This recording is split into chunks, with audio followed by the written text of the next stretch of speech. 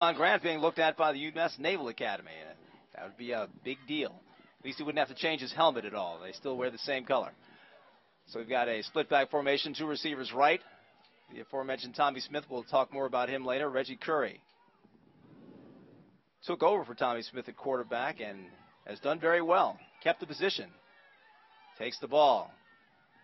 Fakes, rolls left, got a lot of space in front of him, but he throws it to the end zone. Almost intercepted.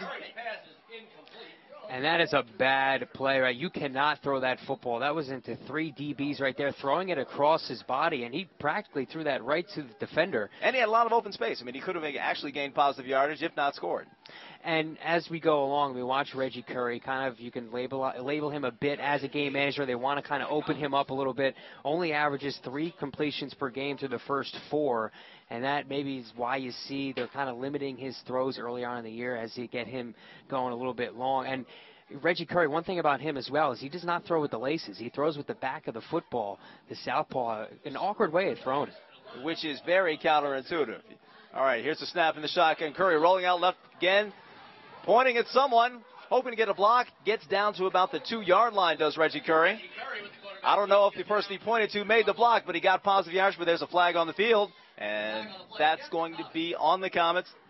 That play's coming back and then some. Yeah, it looks like it's in the area of holding and downfield. They wanted to get Jordan Hunter there on the block. Reggie Kerr was pointing in the area of Jordan Hunter to try to make a block near the goal line. Was going to dive for the pylon, came up short. And now this is going to back him up a bit here on 3rd down. Jordan Hunter at 6'2". He's the guy they go to in the red zone. Their jump ball guy. But now they've got to make up a little bit more real estate here. It's going to be 3rd and long. I see the guy with the marker going back. It looks like it's going to be 3rd and 19. They've got to get all the way. They've got to get all the way down to the 2-yard line to get a first down.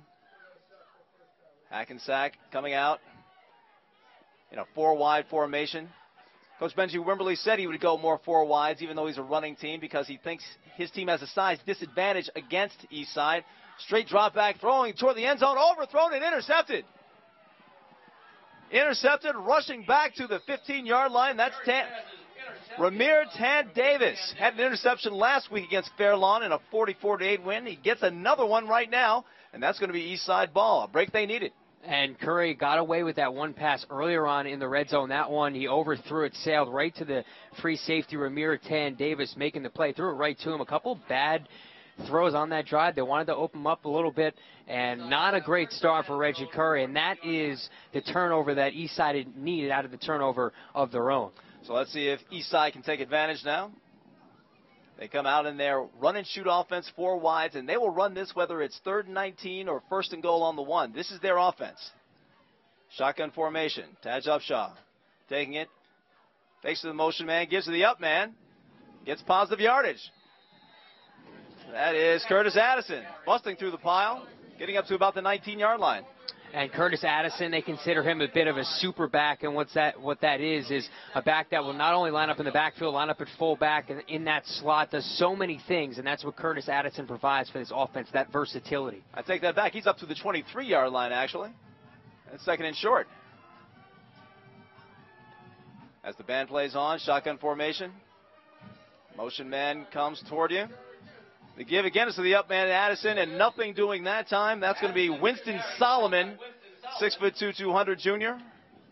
Taking him out behind the line of scrimmage. They're going to lose a couple yards on that one. Winston Solomon, 1 sack this year, the starter at that left defensive end spot, and also Gordon Krosick as well from that right defensive end spot, converging on that tackler. We'll talk a little bit more about him as the game goes along. A spectacular Division I talent as well for Hackensack. Very celebrated player.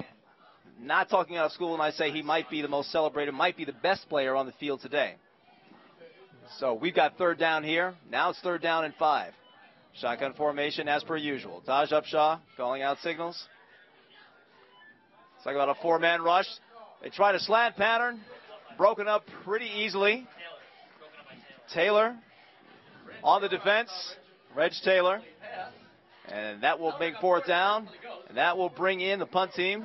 Marlon Ebanks doing the honors. tried to slant that one to Carlos Santiago, and that was great man-to-man coverage. Got right up in his grill, took that inside position away, knocked it away, brings up 4th down as Eastside goes 3 and out once again. Taylor gave a little bit of cushion on that. Didn't look like he moved much at all. Play called the right defense at the right time. Here's a snap. It's a looping one, and that one is blocked. Still get some forward momentum on that ball. And that's going to be down at the 38-yard line. About an 18-yard punt. All things being equal, that punt got blocked. Getting 18 yards out of that punt is actually a win.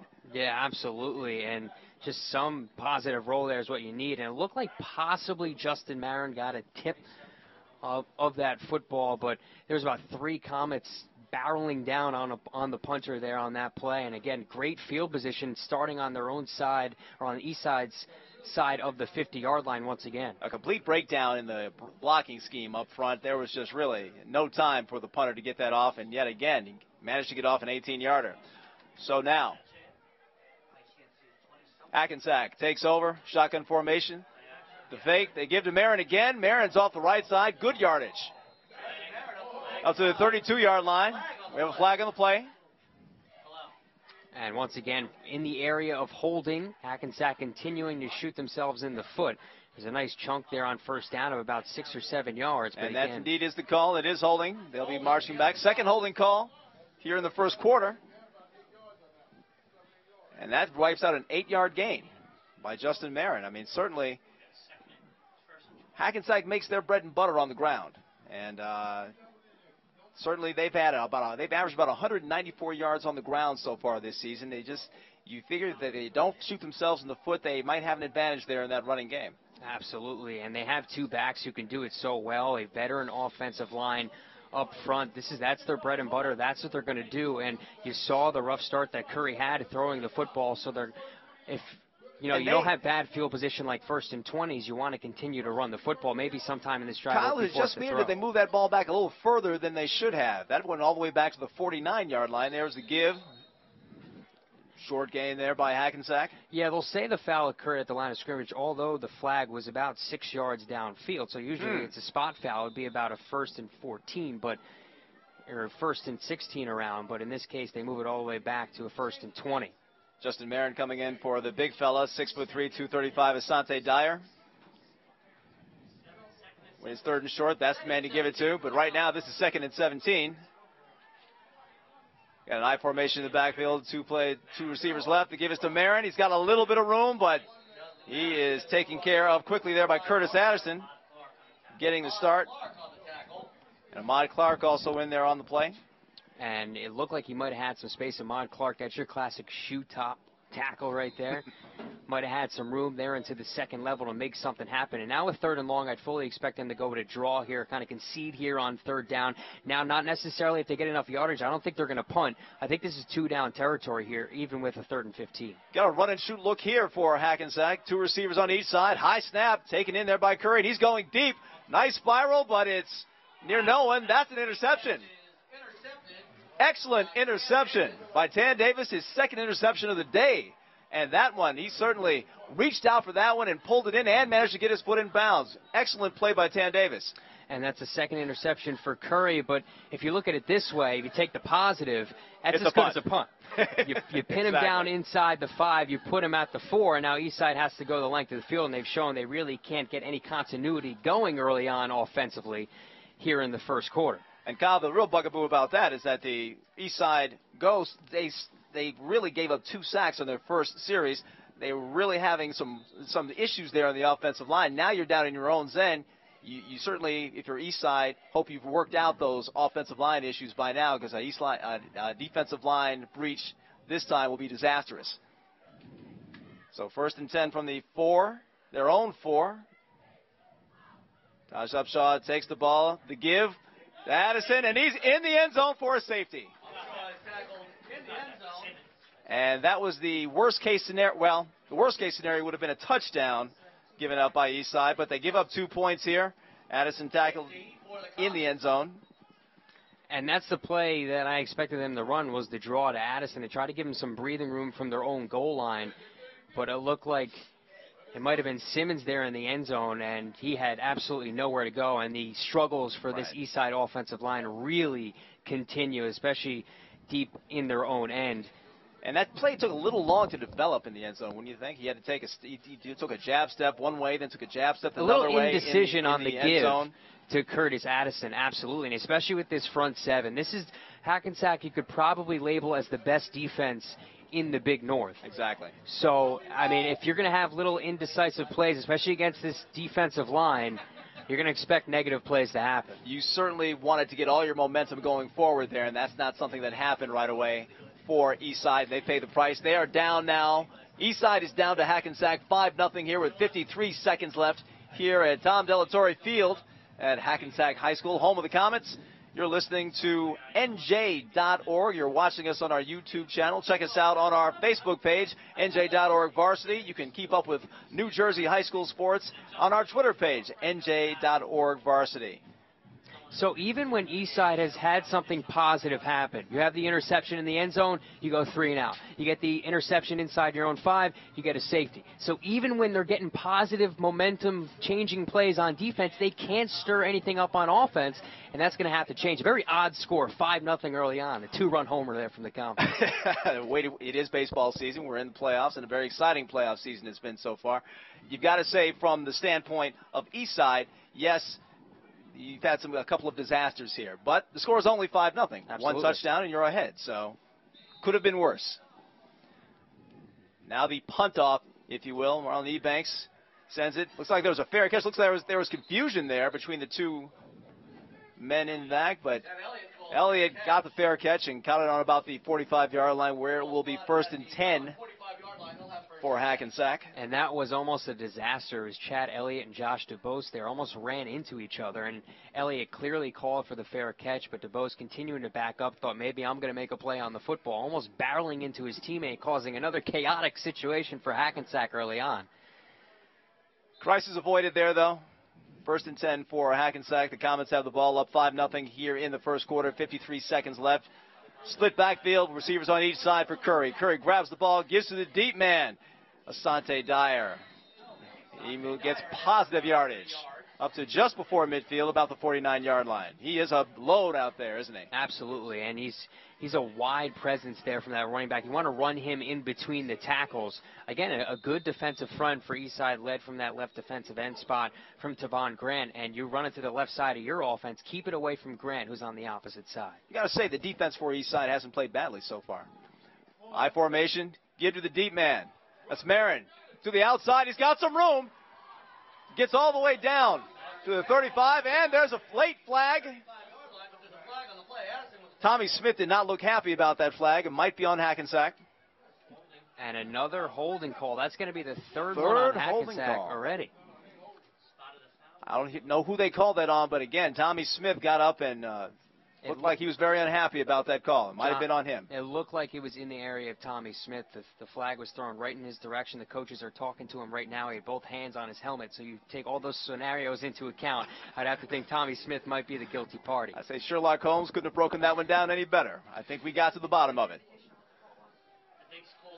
Play is going back to the line of scrimmage. Will be on the 40-yard line. Hackensack moving back. 1st down 15, split backfields, 2 receivers left. Quick count, give us to Dyer, barreling up the middle, up across the Hackensack H, up to about the 47-yard line, and that will end the first quarter.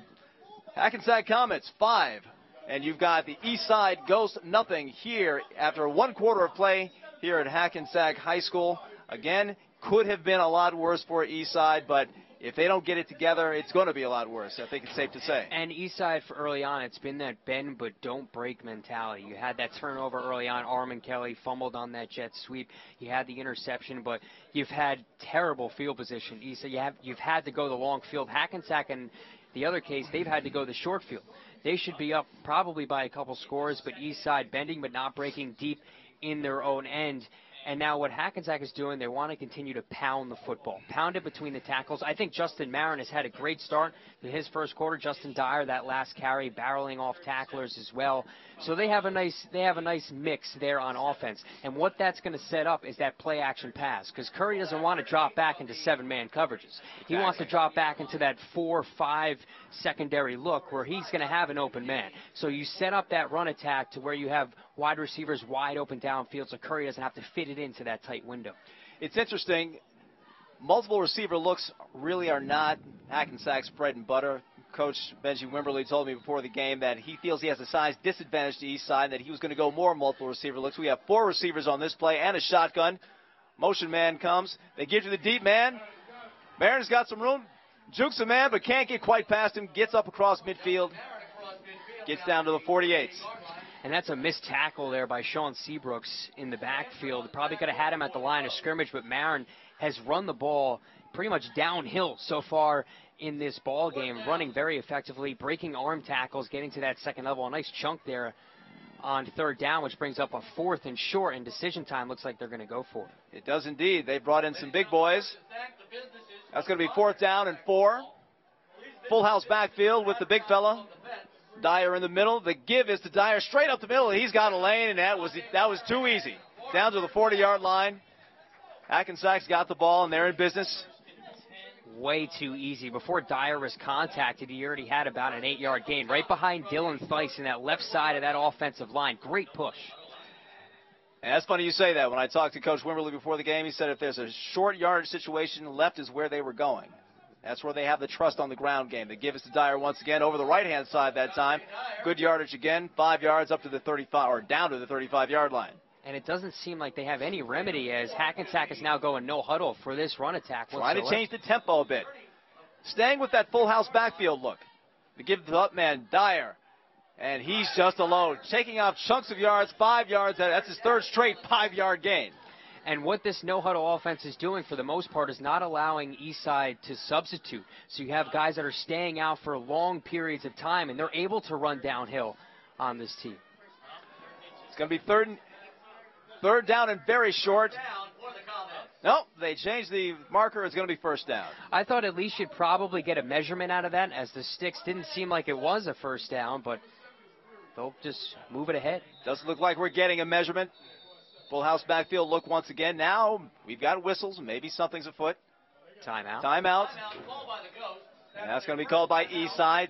Timeout number 1 for them. And you know what that timeout is, John, is to give Eastside defense a breath here. Because and not a bad timeout. The no-huddle offense has worked effectively. I like the strategy that Coach Wimberly has had, not allowing this team to substitute. And I think that's a well-timed timeout there from Coach Stinson, because his defense they were on their heels, and they were running the ball. Dyer really effective on that drive. Marin a big run as well. You want to keep it here to 1 possession here in the 2nd quarter. Again, Eastside, they're at the point now where they're starting to bend, but they haven't broken yet in the red zone, and Hackensack has to now avoid that costly turnover which they've had in that 1st quarter. 10:43 left here in the 2nd quarter. 5-0 Hackensack High School over the Paterson Eastside Ghosts, one of the great nicknames in high school football here in New Jersey. The Ghosts, you don't hear that every day. Sporting their orange helmets, Coach Joe Stinson took over 2 years ago, and because they're a passing offense, they went to orange helmets to make their passing game more effective. Certainly is a good look for them out there. Full house backfield. They give us to the deep man, Marin. Stacked up over there by a host of tacklers. And Sean Seabrooks coming all the way across that east side defense to contain. And that's some range there from Sean Seabrooks to make the stop. He's a shifty, speedy guy. Came into this game tied with Isaiah Warden, leading the team with tackles with 29. That would be number 30 for him at least. Now they're going to this full house backfield look again. You've got pretty much 10 men in the box for east side. Fumbled the snap. And that almost turned into disaster for Hackensack, but Curry covers up.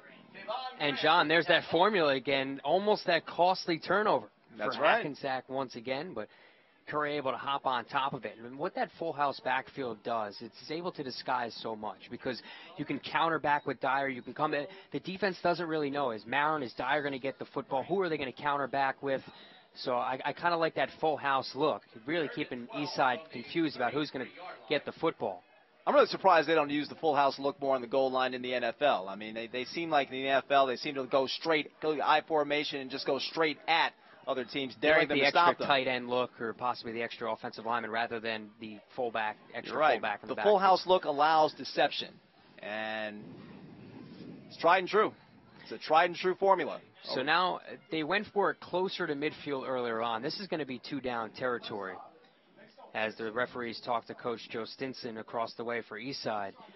And you say it's going to be 2-down territory, and you may be right about that. But on the other hand, they do have a tremendous field goal kicker. If they get a nice chunk here on 3rd down, they have that possibility already knocking through a 32-yard field goal with La Lumia. Vinny La Lumia, they say his range is out to about 40 yards.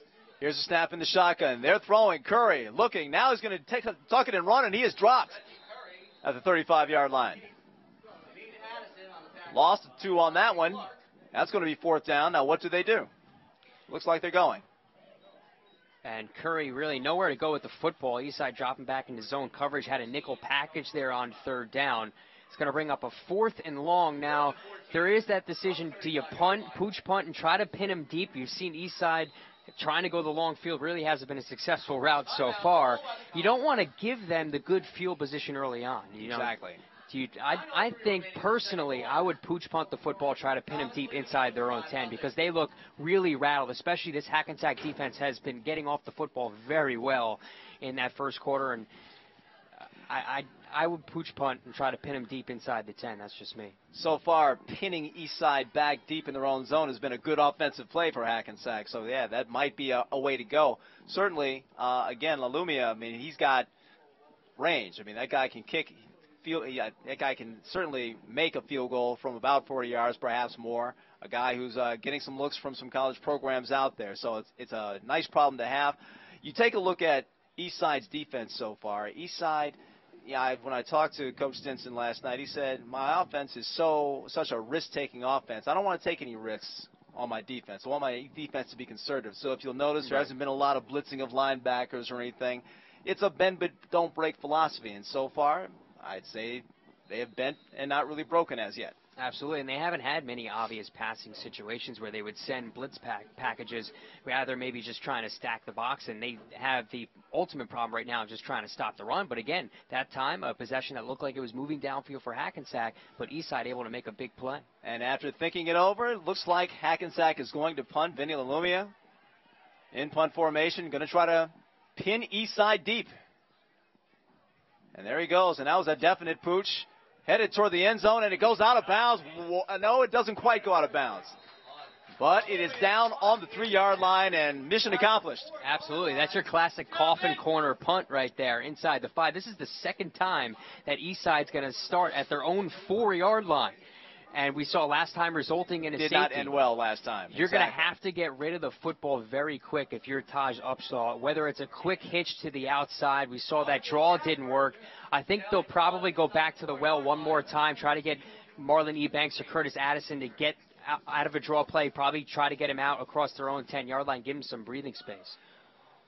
We'll see what effect getting tackled in their own end zone and the last time they were down this deep has on their play calling this time. We'll see if they go to some more quick hitting plays as Eastside comes to the line in their patented run and shoot formation. Taj Upshaw calling plays. He fakes, he's rolling right, and he's got some real estate in front. Lots of real estate. 20, 25, 30, 35, 40, 45, and out of bounds near midfield. What a play call by Joe Stinson. And that was your classic bootleg to the weak side of the formation right there. Get him out on the edge, and he can run. He can run. Taj Upshaw is not afraid to tuck and run the football. Absolutely. Last week for Taj Upshaw, he was really able to get out in the open 24 yards last week. He's had 34 carries, 79 yards on the year so far, so not afraid to use his legs. Darner equaled it on that play. So that would be a gain of 42 yards on that play, and that's not bad coming from your own end zone. So now it's 1st and 10. Best play of the day for Eastside. They're in business. The give. Ebanks stacked up. Not much room at all. And driven back, ran right into Krasick there on that defensive line. And again, that stout defensive front. And I'd like to see that last play kind of open things up for me when I'm looking at Eastside's offense. Continue to get Taj Upshaw in the running game involved, because you want to get him on the outside. What that does is test these corners in the open field as well to try to make a tackle. Corners have been up to the test so far in this season. But, again, they're facing a really high-octane offense here, potentially, in the Eastside Ghost. Now, 2nd down and 8. Upshaw has the ball, rolling right, in trouble, big trouble, and he goes down at the 40-yard line. And that's going to be Solomon again, the second big play for him on this day. Winston Solomon pretty much went in there untouched, ran around the offensive tackle, Nadir Pineda, untouched, and a big sack and a big loss brings up a 3rd and long. Pineda is a young left tackle that Joe Stinson really likes, but he got beat on that play.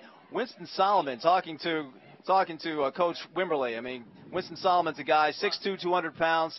They have a lot of high hopes for him coming up next year. I mean, they think that when Krashik graduates at some point that he's going to be their pass rush threat. And we haven't, by the way, we have not called Krashik's name so far on this game. I formation.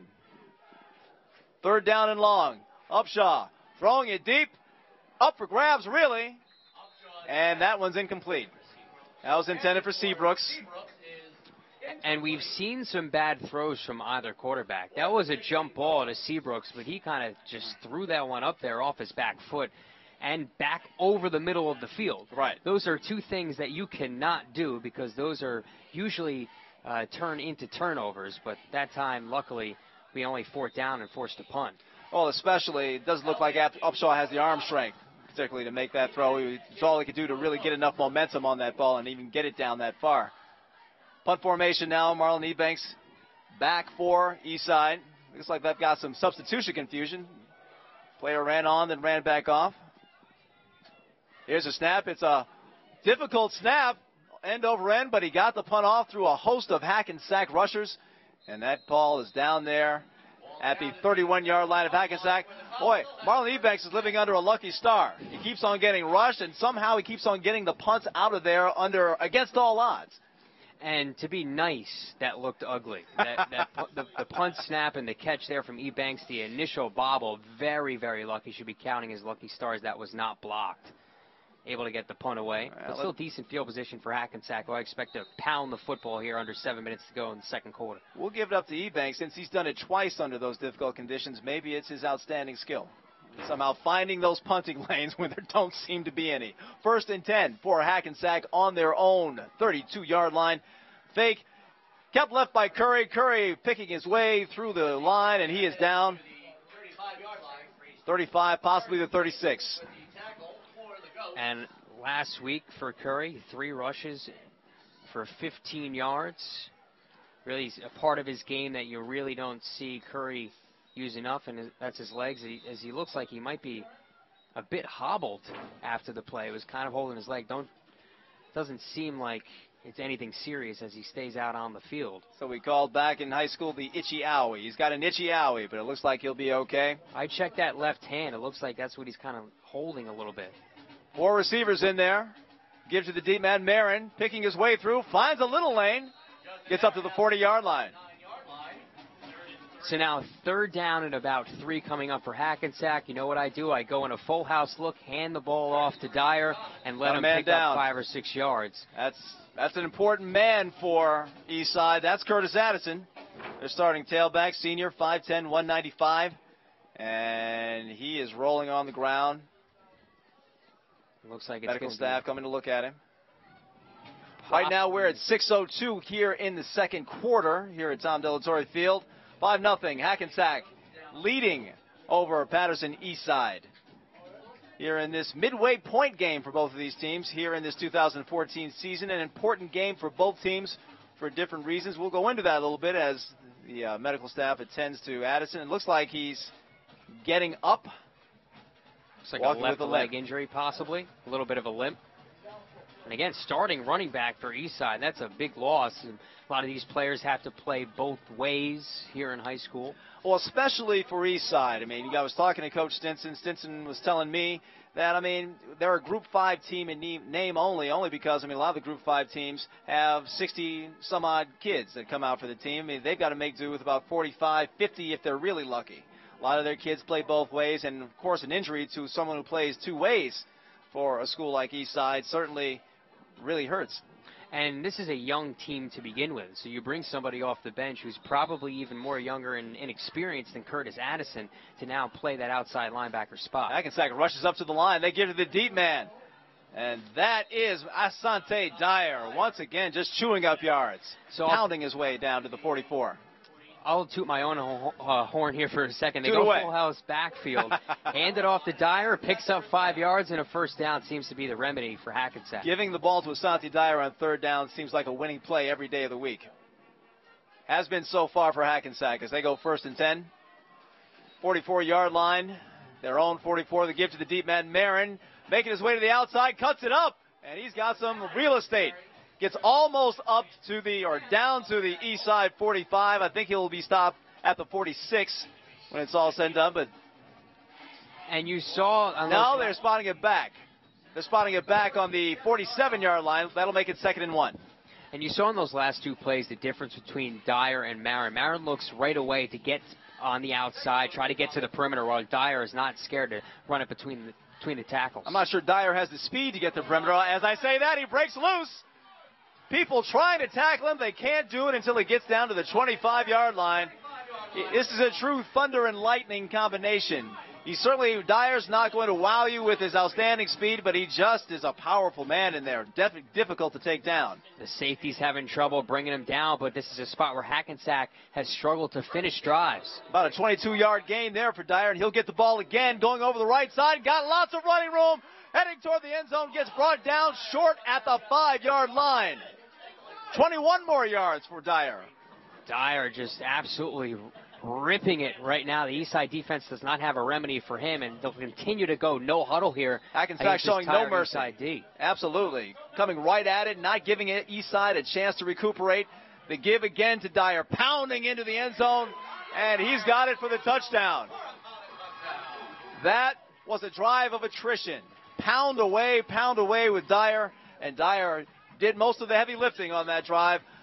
Hackensack goes to the end zone, and pending the extra point, right now we are at 11-0. Hackensack on top of Paterson Eastside. And everybody here in attendance knew exactly the play calls that they were going to go with. Ever since that 3rd and short where Dyer picked up those 5 yards, it was the Dyer show. Linebackers couldn't make a play for Eastside. The defensive line is getting blown off the ball. They're doing a good job on Tavon Grant at that defensive end spot. The safeties really have a hard time trying to make a tackle in the open field on a big guy like Dyer. So that's going to be the game plan moving forward. And finally, extra point taken by the up man, Marin, trying to get the 2-point conversion. That looked like a design play. Did not work. He is down at the 2-yard line. So it will remain 11-0 Hackensack on top of Paterson Eastside. Don't really understand that.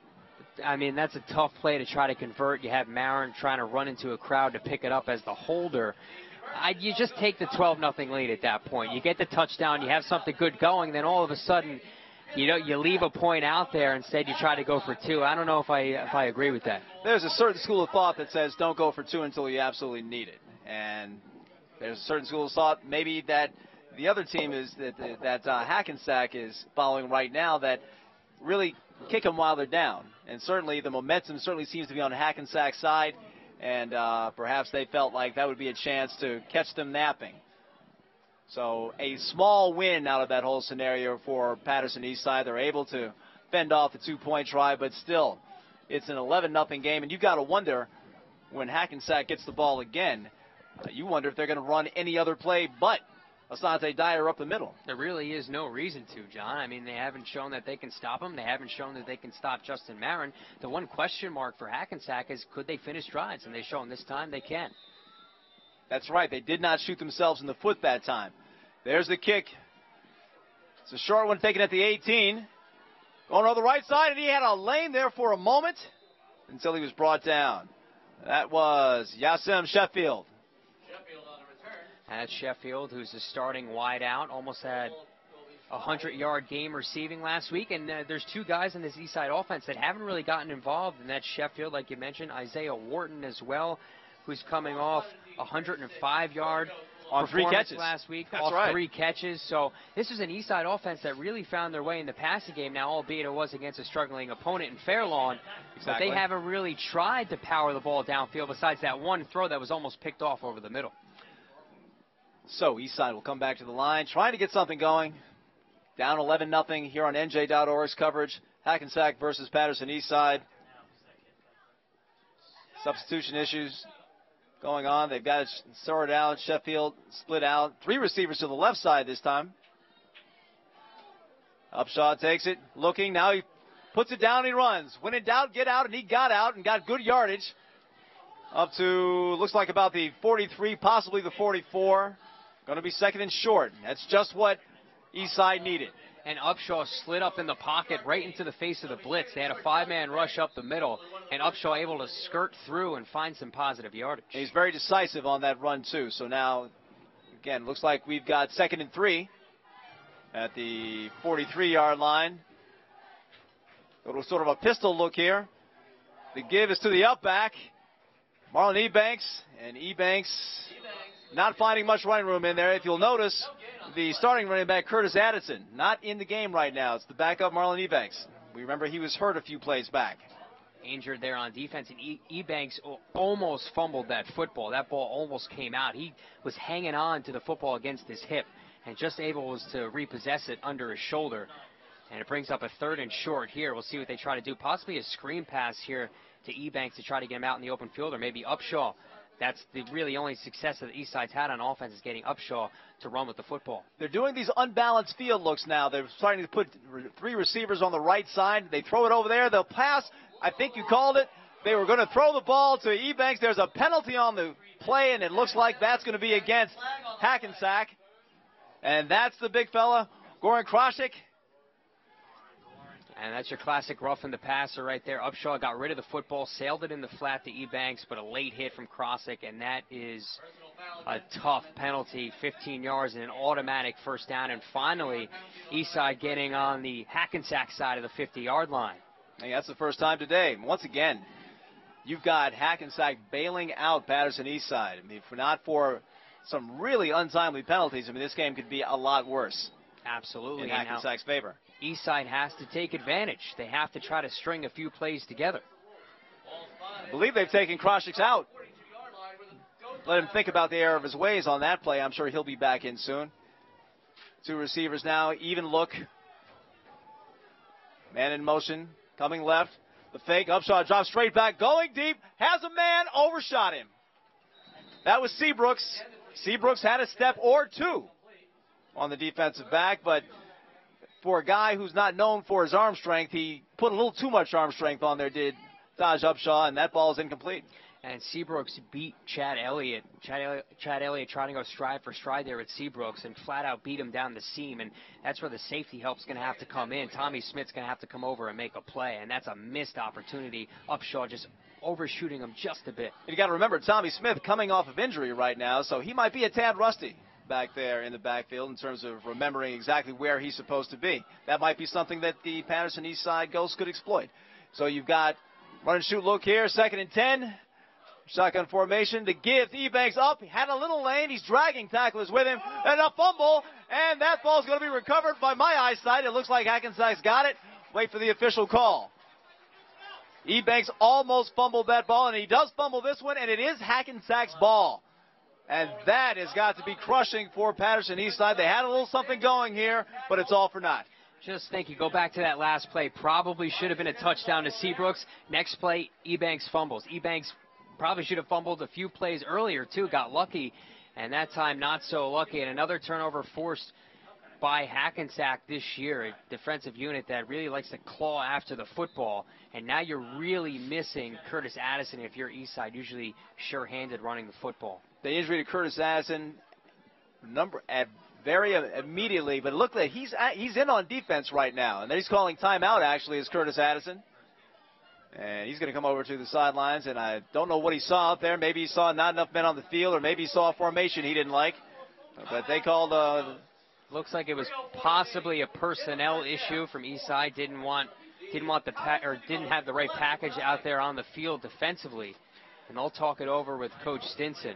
But I think it's very interesting Addison was in the game. You see him walking off field, not really walking with the limp. Very interesting, he was not in there carrying the ball on that last series when Ebanks had so much trouble holding on to it. And they do like to use Ebanks, but, I mean, you've seen that. He hasn't been able to hold on to the football early on in this game, and it's hard to think that you might have trust with him moving forward. Now, one thing with Addison. Addison is playing a defensive end spot today. He hasn't played defensive end much, if at all season.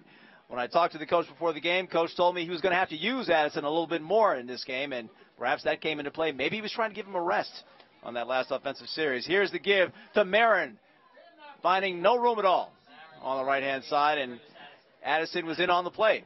And it looks like they're moving Addison around, too, as well on defense. He's been playing on the defensive line, playing back in that linebacker spot. That last play, he was lined up at middle linebacker coming up to make the play, so kind of shifting around of personnel. Addison playing a few different levels of this defense. And you can understand, 5'10", 195 pounds, solid kid, good athlete. You want to get him in position to make plays, and that's what it seems like Coach Stinson is doing. You've got two backs in the backfield. The give is to the big fella, Dyer, just chewing up yardage, gets about 4, up to the 44-yard line. Second down. Now it's going to be third down. We got 2:16 left here on NJ.ORG's coverage of Hackensack versus Paterson Eastside. It's 11-0, Hackensack on top, and they're hoping to get more here in the final stages of this first half. And now at some point, Hackensack's going to have to go to their 2-minute offense here. They do have two timeouts left, but at some point, Curry's going to have to air it out, and he might hear on third down. Two receivers left, one right, the give to Addison. Now he's going to break it out to the outside. Oh, boy, and that was a meeting of two outstanding players. Tevon Grant, in some ways, got the worst of that collision, but he managed to get Asante Dyer down on the ground, which ultimately is what matters. And I watched some film on Grant during the week online, and he's a guy that they like to work a little bit last year, at least out of a two-point stance. He's a great run stopper. He can rush the passer, and he claws after the football that time, making a great play there on Dyer there on the play. Equal size. And a great student, by the way. Vinny Lumia. Punt formation. Don't think he'll be pooching this one, and he gets some good hang time. That one's headed, takes a bounce out of bounds, takes an east side bounce and goes out of bounds. It was going to be inside the 20. Now it's just outside the 20, possibly on the 21-yard line. So what tack do you take here if you're east side? Do you want to kind of play conservative so you don't turn over the football? Do you want to try to take a shot with the minute 10 left here and one timeout? Well, being conservative is not east side's way. Joe Stinson says we don't really have a 2-minute offense because our entire offense is 2-minute offense. So I don't foresee them going conservative, running the ball into the line a few times. Their philosophy is attack, attack, attack.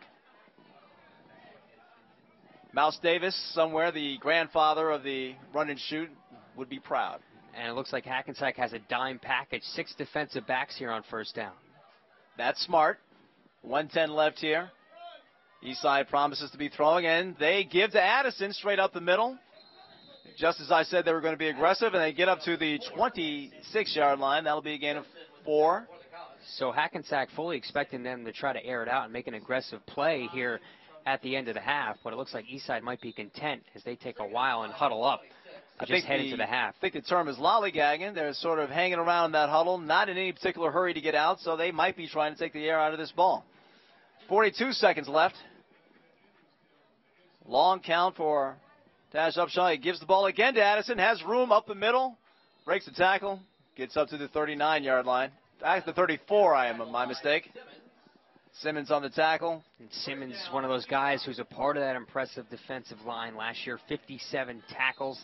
That was good for second on this defense. Led the team with 9 sacks last year. And that clock is running down. 25 seconds, 24 seconds. They are taking their sweet time. You called it, Kyle Crooks. They are taking the air of this ball. They are content to go into the locker room down 11-0, it seems. I'm surprised they're even running another play, actually, but it looks like they're at least going to line up for one. As you've got a safety for Hackensack, 25 yards off the line of scrimmage. They take a knee, and these two teams will go into the locker room. And that is your first half here on NJ.ORG. Hackensack has come out, and they've had many opportunities. They've only been able to cash in on a few. They've been able to cash on enough to go up 11-0 here at the half over a Paterson Eastside team that's got to be going in there happy that it wasn't worse. Yeah, I mean, could have been. Absolutely. I mean, this Eastside team could have been down 20-plus points headed into the half. That's just the way it went. But you credit Eastside's defense, although they couldn't really stop Dyer at parts of that first half, and that's going to be an issue that Coach Stinson's going to have to bring up because they're going to have to stop the run. But at points, they were bending but not breaking. I continue to use that phrase throughout the first half, and that keeps them in this football game. Also, 2 Reggie Curry interceptions. Can't have. And now, with a lead, you said they wanted to open up Curry a little bit. Now with a lead, 11-point lead, they're going to run the football a heavy dose. Got to imagine that opening up Curry plan might go out the window in the second half. If they don't stop those twin backs in the second half, this game's over because they're going to control time of possession. Eastside not really having the football that much in the first half. Now, what does Eastside have to try to do to get back into this football game? Well, they're going to have to get the athlete that is Taj Upshaw out in the open field, whether that's making the plays through the air or making the play through the ground. That's what they're going to have to do. I don't think they're going to have a solid running game. This is a front 7 of Hackensack that's really not going to give up much running yardage against this Eastside team. You saw a missed pass down on that last Eastside drive to Sean Seabrooks. That probably should have been a touchdown. You fumble on the next play. And in a game like this, you can't pass up chances, and that was a golden opportunity for Eastside on that play. He had his man beat by 2 or 3 steps. You overthrow that, and of course, what happens 2 plays later? Fumble the ball, gives the ball right back to Hackensack. Opportunity missed. Opportunity absolutely wasted. So you have to let your playmakers make plays. I didn't really see them air out the football that much in that first half. They ran a lot of trap handoffs out of the shotgun and pistol formation. So get Jasim Sheffield involved. Get Sean Seabrooks involved. You have to, because this is not a run-first team. This is a run-and-shoot offense that really is predicated on Taj Upshaw through the air and with his legs as well. So all that being said, and it was a dominated first half by Hackensack, you're only down 11 points, and if you're Coach Stinson, that's kind of your main focus in the locker room right now. You tell your team, look, we did not play a great first half. We probably, as you said, lollygagged around in that first half after a 21-point victory last week against Fairlawn. It's unacceptable. But you know what? We're still in this football game. We're only down 11 points, but we have to get something going on offense, and that's where our playmakers have to make a play. Lollygagging, my favorite line from the movie Bull Durham. I try to work it in wherever I can.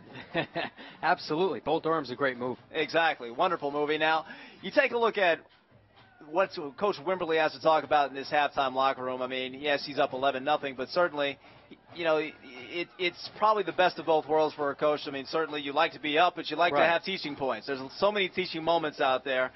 And one of the biggest teaching moments, you're not going to be able to shoot yourself in the foot as many times as Hackensack did in that first half. I mean, at least 3 devastating penalties.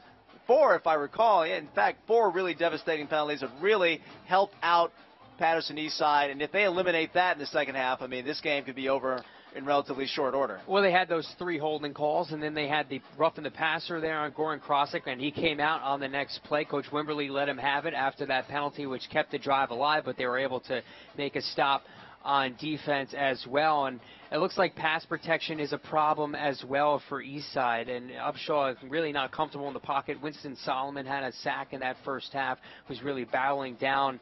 So, I mean, pass protection is going to be a big problem. Upshaw is going to be moving all around the field in the second half to try to air it out downfield. And also give credit to this secondary. Although they did have that 1 lapse, they are a solid secondary. Anthony Barksdale, you have Anthony Wright as well, Tommy Smith at those safety positions. They really played well in that first half. Coach Stinson has changed up the run and shoot from its early days. If people are old enough to remember the run and shoot when it first came onto the national scene back in the mid-'80s and early '90s, it was an offense in which the quarterback always took the ball and rolled right or rolled left.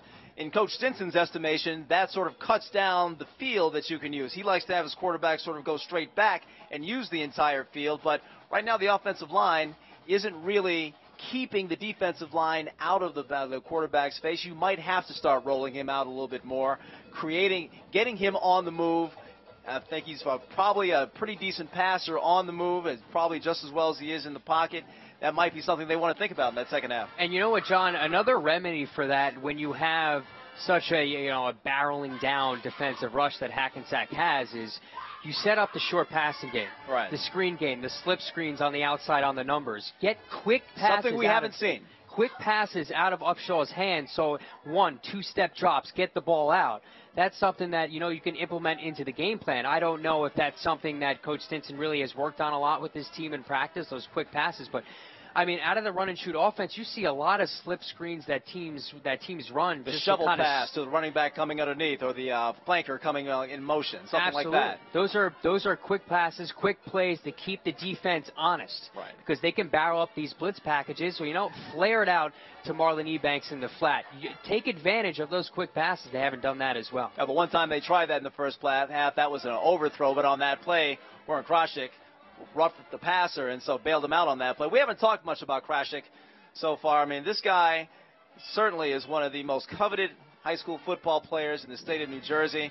You take a look at the list of teams that covet his services at the next level. It reads like a who's who of East Coast football, from Syracuse to UConn, you name it. There are just a lot of teams that hope to get their hands on or get the signature of Krashik on the dotted line at some point. Rutgers certainly wouldn't look good in that scarlet. Yeah, absolutely. And I think that's a school that he really wants to go to. He hasn't been recruited by Rutgers just yet, but you mentioned UConn, Syracuse, Temple, Maryland, Pitt, Princeton, Bucknell, Townsend, Stony Brook. There's colleges lining up at his door right now. He was ranked as the 44th best prospect in New Jersey coming in out of the top 50.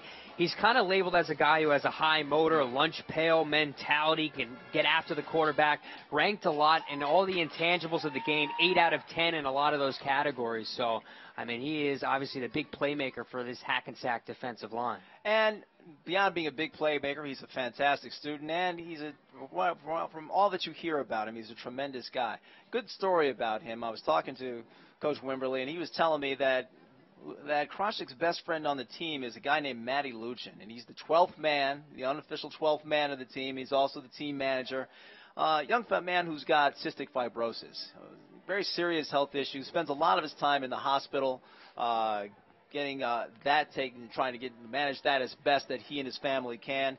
And they have struck out a tremendous friendship, Matty Luchin and Gordon Krashik. And by the way, I hear that Luchin at some point, being the unofficial 12th man of this team, it sounds like at some point during this season they're going to allow Luchin to go out and call the coin flip one day, and that's going to be a heck of a moment here for fans of Hackensack football. And that's what sports is all about, John. It's about those special moments, and when you're able to uplift somebody who's going through such a tough time. I mean, you see in the NFL now they have the breast cancer awareness month here of October. A lot of the players are wearing pink, and how many lives that saves. Sports is just so much more than the X's and O's. It uplifts a lot of people. Well, and funny you say that, because I don't know if you've noticed some of the pink accoutrements being worn by the East Side Ghosts. They've worn the breast cancer awareness gear underneath their jerseys and in their wristbands. No, they've worn that all year. Absolutely. And that's something they've done voluntarily and something that they found important to them. So you're absolutely right. I mean, this is sports at its best. We hear about sports at its worst so much all the time. Exactly. We hear about it at its worst, but at its best, sports can be something that uplifts and unifies and really shows the best of the human spirit out there. So we are at halftime, 3 minutes. That clock is not working, so we don't know how long. It doesn't. I would say there is not 3 minutes left in halftime, because they don't look like they are done out there playing that on the field. They're mid-Freebird right now, the Hackensack band. They are they're playing their tunes right now, so they'll have their full halftime performance. Listen, if they played a little Leonard Skinner Freebird, I might break out into song. That's one of my favorites. So 11-0 here at halftime. Hackensack taking over this game, but not the way they could have. They're beating Paterson Eastside right now 11-0 in a first half that could have been dominated a lot more on the scoreboard by Hackensack, but penalties and mistakes kept them from really putting the type of hurt on this and putting up the type of lead that they could have in that first half. Paterson Eastside really still in it. Yeah, and I look at Hackensack kind of doing my preparation throughout the week. They're a contender, but their problem is when they have that big litmus test game, they have not played well. That's right. Last week they lost 35-7 against Passaic County Tech. All of last year, every single big litmus test game they lost. And every game they won was in blowout fashion against the Fairlawns, the Cliftons, what have you. They won big over Eastside last year, if I at recall. 48-8 last year. Exactly. So it's really what their big thing is they have 2 winnable games coming up. They have this game and they have Fair Lawn next week. So they're going to have Ridgewood come up in 2 weeks. 2 weeks, big game. And that's a game that if you get blown out in that game, then Coach Wimberly has to kind of look at this team right now and say, you know, maybe we're not ready to take that next step. Now, I don't think he believes that whatsoever. I think he has the talent, and you saw the running game to make that happen. But well, it's funny you say that because, you know, I asked him, what did he take out of losing that game last week to Sag Valley Tech 35-7? I said, did you look at the film and did you see a team on the other side that was physically better than yours? He said, absolutely not. He said, we have great athletes on this squad. We see breakdowns, a series of breakdowns, things that are correctable. He truly believes that whatever happened last week, to allow that team to beat his own team 35-7, those are things that he can correct and that he will correct by the time this Hackensack team takes on Ridgewood in 2 weeks. Well, you have to think last week somewhat was an outlier because they gave up 2 100-yard rushers, and this is a front seven that's very stout against the run. But, I mean, Passaic County Tech is atop the Big North, and they went on the road, and let's face it, they were bullied around the field last week, and they're coming out this week. Obviously, they have a newfound motivation after what happened after winning the first 3 games. Again, they started out 3-0, but those teams were combined 1-13, I believe, now. So, again, 2 weeks from now, I think you have a game, a soft spot in your schedule next week against Fair Lawn, but that Ridgewood game is going to be very tough. And if you come out and Ridgewood dominates you from start to finish, there's going to be some questions in that locker room. Paterson Eastside dominated Fair Lawn last time out. Put up 44 points on them, put up some of their best offensive stats of the year. So certainly Fair Lawn looks like a team that Hackensack ought to handle, though that's why they play the games. That's why they play them on the field. And an interesting story about Eastside is Joe Stinson. He's in his 2nd year, and he's somebody who had his 2nd knee replacement in the offseason. So it was up to these assistant coaches to get this team ready for the season during training camp. And they all stepped up to the challenge. He reiterated to me that, you know, I have such a great group behind me, a great support staff, an assistant coach. They got this team ready, and they have a 2-2 record. They can, if they get a win here today, they can have a winning record. Last year finished 4-6. They haven't seen many winning records in Eastside football history. Not since 2007 when they went 6-4. So it's been a while since this has been a real winning program. And if you're able to come back and have a big second half from Taj Upshaw in that offense and your defense makes some plays, this would be a big statement win for Eastside. Well, in fact, Eastside's looking at the playoffs. They're not afraid to say the word playoffs over there. They haven't been to the playoffs in quite a long time. They know that they've got, of these 4 games that are coming up after they play Hackensack on this day, they've got Don Bosco on Halloween. And that's going to be, dare we say it, scary. Yes.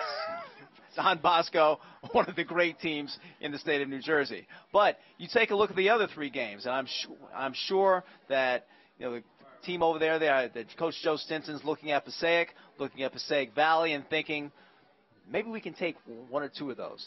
And if we can get to 5 wins on this season, we can qualify for the playoffs. We can get this. And the thing is, John, they have the playmakers to do it. They have the guys on the outside. They have the running backs, and Curtis Addison was a little bit shaken up, but he was able to come back out on the field. They have, D1 prospect on defense in Devon Grant. So they have the playmakers to be a winning team. And he said that this is a team next year that they look at where, you know, if they build a good foundation this year, they'll be very happy because they have a lot of juniors on this team, a lot of juniors that are starting. So next year, they're going to be a heavy senior-laden starting lineup on offense and defense. So this could be a scary team with a little bit more experience even next year. And interesting you say that because, you know, Coach Stinson took on this as a reclamation project. When he came in last year, he made a series of changes. Now, we talked about earlier on in the first half, we talked about him changing the helmets from white to orange so that the quarterbacks could see a little bit better in the passing game. Another thing he did was he made the conscious decision to play 8 sophomores. He wanted to play a lot of young players to turn the page on this program and get them headed in the right direction so they can get to the point next year where, as you say, they'll have a very experienced group of seniors and possibly they can add some young talent to that as well. He brought training methods to this team. I mean, a lot of teams don't have like a scripted schedule like they do in college. He brought a college-level scripting to practices, a lot of organization, and he's hoping, of course, that bears fruit at some point. And talking to both these coaches, they're similar in certain ways because they bring accountability on their players, one. And two, it's not all about what happens on the field. It's about creating lessons off the field. And football is such a teamwork mentality. It's about creating a family. And these are two guys, both these coaches are leaders on and off the field. And when Coach Wimberly was first hired, he had a meeting with his team, and he said, look, there are no days off, whether that means on the field or off the field, going to classes, right, making sure your education's first. These are two great leaders for these programs that have so much positives to look at moving forward. And you talk about a man who says no days off. He's a guy who would know about no days off. Coach Benjamin Wimberly, we're not sure when he has any time to take a day off. I mean, not only is he the football coach here at Hackensack High School, he's the representative of the 35th District in the New Jersey Assembly. He's a politician. He's got a whole other day job. At one point, he was running the recreation department for the city of Hackensack, and he's got 4 kids. I don't know when he sleeps. But certainly a very impressive man is Coach Wimberly. And we're going to thank Kyle Crooks for his great work here in the first half. We're going to welcome Eric Reyes Sepulveda to come in here and talk some Hackensack versus Eastside football here in the second half. He's been upstairs getting a wide view of this game so far. And Eric, what did you see in that first half, and what are you expecting here in the second? Well, what I saw is, Hackensack just, if you talk to everyone here on the sidelines in Hackensack, you would expect them to be a lot bigger lead in this game. But just as you guys were talking about before, as I was listening to you guys, just a lot of miscues. 2 interceptions, his first 2 interceptions all game, all season for Curry. So I expect them to just continue to run the ball. I mean, as I was sitting outside watching this game, you can just, I'm next to the defensive coordinators, and they just said, keep running it down their throat. Just keep running it, because right now, Eastside looked very tired out there, especially at the end of the second quarter as they were going down to their sidelines. But just continue to run the ball and see if Upshaw, I mean, the promise that I saw from Eastside is Upshaw, the front seven, he kind of escaped a couple of times, and he got away. And, I mean, if they can just, for both of these teams, it comes down to execution in the second half. And as you guys were saying it, I mean, both of these teams are eyeing the playoffs. Both of these teams, these wins means so much, especially as the season is winding down. So, again, Eastside is still in this game.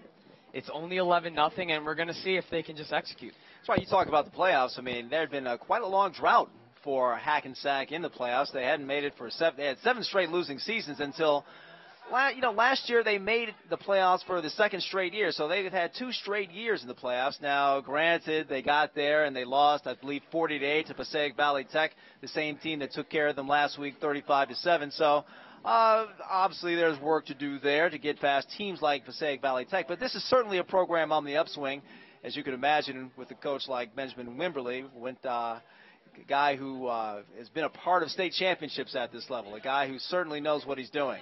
So Hackensack certainly has their game together, and you certainly think that hopefully that Paterson Eastside and some of the changes that Coach Stinson is making over there, hopefully Paterson Eastside can see a similar resurgence. And there's the buzzer for halftime. 2 teams are on the field warming up. And pretty soon we're going to have some second half football here at Hackensack High School. 11-0 here on NJ.ORG. Hackensack High School has the halftime lead over Paterson Eastside. And I believe we were scrambling around at the beginning of this game, but if memory serves me right, and Lord knows I'm getting old, memory serves me right, I think Hackensack gets the ball here in the second half. Yes, they do. As Eastside got the ball first in the first half where they went 3 and out, but Hackensack, again, will have an opportunity here to just, they're up 11-0, just continue to, their strength, just run the ball and see what they can do. I got to tell you, really fascinating, interesting thing to me about these 2 teams. You look at the offensive line for Hackensack. Their offensive line, it's a good offensive line, but you take a look at the left tackle, DeMar Stewart, 210, 200, 230, 255. reasonably big guys compared to, skinny guys like you and me. But that offensive line for the Paterson East Side Ghosts, look at them, and suddenly you're talking 250 at left tackle, 295, 220, 298, 270. Got 300-pounders on the bench, and yet they run a finesse style of offense with offensive linemen that would almost seem better suited to go out there and maul you at some point. In fact, even Coach Stinson told me when we spoke before this game that he wished he likes the size of his linemen, but he wishes they were a little bit more nimble of foot. Yeah, and you talk about, they have 4 returning starters on the offensive line, and you talk about both of these offensive linemen for both of these teams, and we're going to see right now, if this offensive line can help Offshaw. Right now, the front seven for Hackensack has been doing a great job, just not really limiting this east side offense this whole game. So again, it's going to come down to execution, and they're going to have to capitalize. Again, they're only down 11-0, but we're going to see if Upshaw can get this team going. He had, again, at the end of the first half, he had a wide open man, but he overthrew him. Seabrooks had his receivers beat up the middle, and, he overthrew him, and that was right after they got the penalty from roughing the passer. So they were driving, but, again, a mistake. And that's kind of been in this game. And 2 plays later, they fumbled the ball Exactly, away. And that's the second fumble. You see, every time Eastside, they get a little close, they're driving, they have another mistake. And, again, against his Hackensack defense, you don't want that. We'll see if they can turn it around in this half. Devon Grant with the kickoff. The defensive end also doubles as the team's kicker, and the kick returner back there caught the ball but went down to his knees. And that means that ball is down. We're going to find out who that was. That was Terrell Bonner, it looks like. Terrell Bonner back there returning the kick. And go to a knee in high school football, you are down. So they're going to take the ball, Hackensack deep in their own end. Looks like about the 8-yard line. Worst starting field position of the day for Hackensack. We'll see if Eastside can make some hay of this. One receiver on each side. Single back in the backfield. Looks like they're going double tight end look. And the give is to Marin. He's got a hole. Jukes his man and gets taken down finally at about the 27-yard line. And, with Hackensack just incorporating all these running backs, 4 senior running backs for the Hackensack offense. And right there, Justin Marin, Asante Dyer, you saw in the first half what they could do. And you notice they brought in an extra tight end, Winston Solomon, the defensive end who's had a good game this year. He's also, this game, but he's also the blocking tight end. And they ran right over his side on that play for big yardage. Same formation now. Receivers on each side. Receiver comes in motion left and takes the handoff. Coming around end. He's got a little lane. Cuts it back. And finally, Taylor is taken down up at the 39. All right, so they've come out. Same formation, power look, and gotten big yardage on 2 straight plays so far for Hackensack. Carrying over the momentum from the first half. And just Hackensack just continue to run the ball with Dyer and Marin as they did in the first half. They're just incorporating both in and out. And Big Dyer is in there as a single back, and he gets the ball, goes right, got a little room, puts his head down, and goes upfield. And he's an unstoppable force. And he gets over midfield, gets over the 45-yard line, down to the 43 for the Comets. They're going to put it back at the 45. So that's going to be 1st and 10. And Hackensack. On that run by Dyer, great block there by the wide receiver Solomon down the sideline, and just right to start the second half, just 3 straight running plays and just running it on Eastside's defense. Is it just me, or is this the biggest cheerleading squad I've ever seen, by the way? We'll get to that in a minute. All right, one wide receiver, and he gets the ball. It's Tommy Smith. Tommy Smith taken down after a very short gain, down to the 44, maybe the 43-yard line. 2nd down and 8 for Hackensack. 10:36 here in the third quarter, just underway here at Hackensack High School in second half action. 11-0. Hackensack leading Paterson Eastside and on the move. This is what makes Hackensack a great team, too. You saw in the first half just controlling the time possession, just playing to their tempo, and they're continuing to do that in the second half. Again, they're going 2 tight end look, going power football, giving it to Marin on the outside. Breaks through the first man, breaks through the second and third man, gets across the 35 down to the 34-yard line. Curtis Addison on the stop. Justin Marin, the 5'8 junior, showing the moves out there. A little nifty. And right now, this Eastside defense cannot bring him down. A lot of missed tackles out there. And the funny thing, it seems like consistently he's taken that same play around right end, and there's been a man there potentially who could make the play, but he hasn't made the play. And right now, it's working, and they're going to continue to go for it if it's there. 1st and 10, 35-yard line. Full house backfield. The backfield they give us to the big fella, Dyer, straight up the middle, just taking up a chunk, falling forward, getting about 4. I mean, now getting back to the cheerleader issue, they have about 35. Am I counting about 35 cheerleaders down there? You are, actually. Yeah, I've never seen. Actually, that is a large cheerleading squad. And hey, of course, they have lots to cheer for now. 11-0, Hackensack up and going for more. Curry dropping straight back to throw. Rolling to his right now, putting it down and running, getting taken down by T-Von Grant, but not before he gets to the 23-yard line. Yeah, after starting the second half with, I think, 6 consecutive running plays, Hackensack there. Curry was trying to find an open receiver downfield. There was no one there, but he did the smart thing to do. You don't want another turnover.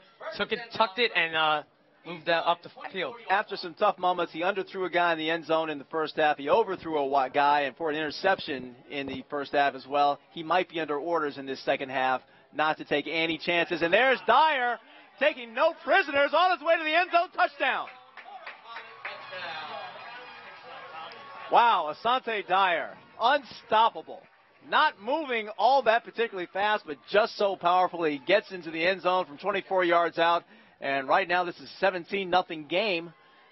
Hackensack threatening to run away with this one. Yeah, and if you're Hackensack, that's exactly what you want. And you said it right there. Asante Dyer, that was just Asante Dyer full highlight reel. Just on that drive. I mean, you can see what he does with the football just exploding down the field. And just like that, Hackensack is up 17-0 with a field goal coming. I swear they list him at 6'3", 235. He looks like about 6'8", 295 running that ball. I mean, he looks like such a huge, unstoppable force out there. It is amazing. And the extra point is good, but there's a flag on the play. There was some contact in the backfield. And it's on Paterson East side. Looks like they were a little too anxious trying to block that extra point, which almost never works. I mean, you give them an attaboy for giving it a shot, but, boy, you rarely see, especially the guy coming from the outside, blocking that kick. But, again, you'd rather have him trying than not trying, that's for sure. So right now it's an 18-0 game here on NJ.ORG as Hackensack threatening to run away with this one over Paterson East side. 9 minutes, 8 seconds left here in the third quarter. Hackensack goes right down the field with the opening kickoff of this second half. They had their worst starting field position of the entire game. Started within their own 10, but just methodically. On the ground, completely on the ground. Just motored down the field and took it in 24 yards out for Asante Dyer, who's certainly having an excellent game so far out there. And you talk about Asante Dyer, and that's what makes this Hackensack team so dangerous. You talked about when the New York Giants had Brandon Jacobs and they had Ward and Bradshaw. You just look at this team. Asante Dyer 6'3", 235. Then you got Justin Marin 5'8", 165. And then you got Christian Alcade 5'8", 210. So you got a little bit of everything here for this Hackensack team, and they can hit you with a little bit of all that at any time. And I made mention earlier about the fact that they have, for a team that runs the ball so much, they don't have the type of humongous offensive line that you'd expect, but you got a humongous guy in the backfield, and perhaps that compensates.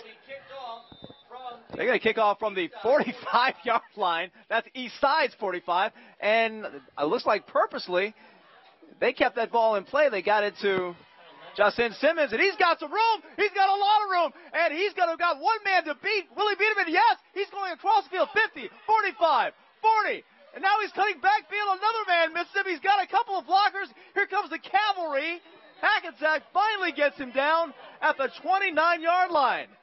Well, you figure when that kickoff started on the other side of the field that it was a fait accompli that they were going to kick it out of the end zone. They purposely, it looks like, allowed a kick return, and it comes back and blows up in Hackensack's face. Yeah, you talk about getting a lot of nothing. Now, we chuckle a little bit because it was right at the 45, but a great play by Sheffield. Found some room down the sideline, broke a couple of tackles, and if you're Eastside after that touchdown by Hackensack, this is what you need right now, so you need to capitalize. We talk about opportunity. This is a huge opportunity for Paterson. Eastside down 18-0 here, 8:48 left in the third quarter. All right, so they've got it down on the Hackensack 30-yard line. That's where they will start this drive. Taj Upshaw takes the ball, gives to Addison, and he's got nothing doing. He is swarmed by a host of tacklers, and he's going to lose pretty significant yardage. Yeah. At least 5 yards loss on that play. And, I mean, it's been the same thing all game for this Eastside. They try to run the ball a little bit right there with Ebanks, but, I mean, this front seven is just so darn good that they just going to have to try some other things out there. We should actually mention their names. Kaz Simpson, 5'11", 192. Elijah Simmons, another sort of one technique, one gap tackle, 6 feet, 245, doing great work on the inside, not giving them any room up the middle, causing havoc up there for Paterson Eastside. Now it is going to be second down, 15. As Taj Upshaw figures out what his next move is in the shotgun. Blitz is coming. Fakes it. Now he's running for his life. Gets away. Looks like he's decided to run, and he gets hit hard over there on the right-hand side, taken down at about the 32-yard line. Jason Thompson, who had a bad knee coming into this game. He was wearing a knee brace. I think he's still got it on, but he is playing in that middle linebacker position and manages to really lay the wood on Taj Upshaw on that play. Yeah, Jason, he did gain 2 yards. Jason Thompson last year, 59 tackles, and you talked about going into this game, the coach said he was going to be against decision. Right there on that tackle on Upshaw, it looks like his knee's doing okay. To me, Upshaw, it looked like he decided to run too quickly. He did have a receiver down there by the end zone, but he made up his mind very quickly. This is going to be a running play. Again, his mantra from the coach, when in doubt, get out. 4 receivers to the left-hand side. Upshaw has the ball, scrambling for his life again. Now he's running, and he might have this first down. He does. He might have more, and he's out of bounds at the 12-yard line.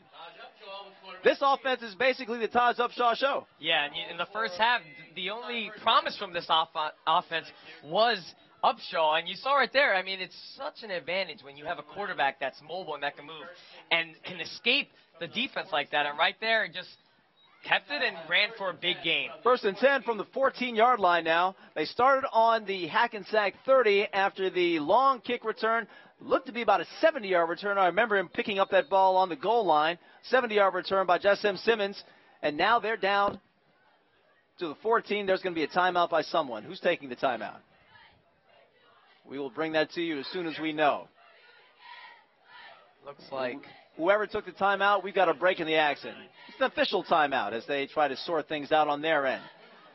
Well, we have 6:57 left here on NJ.ORG. Hackensack football, 18-0 over Paterson Eastside, but Paterson Eastside with their best scoring opportunity of the day. Now the ball's going to be put back in play.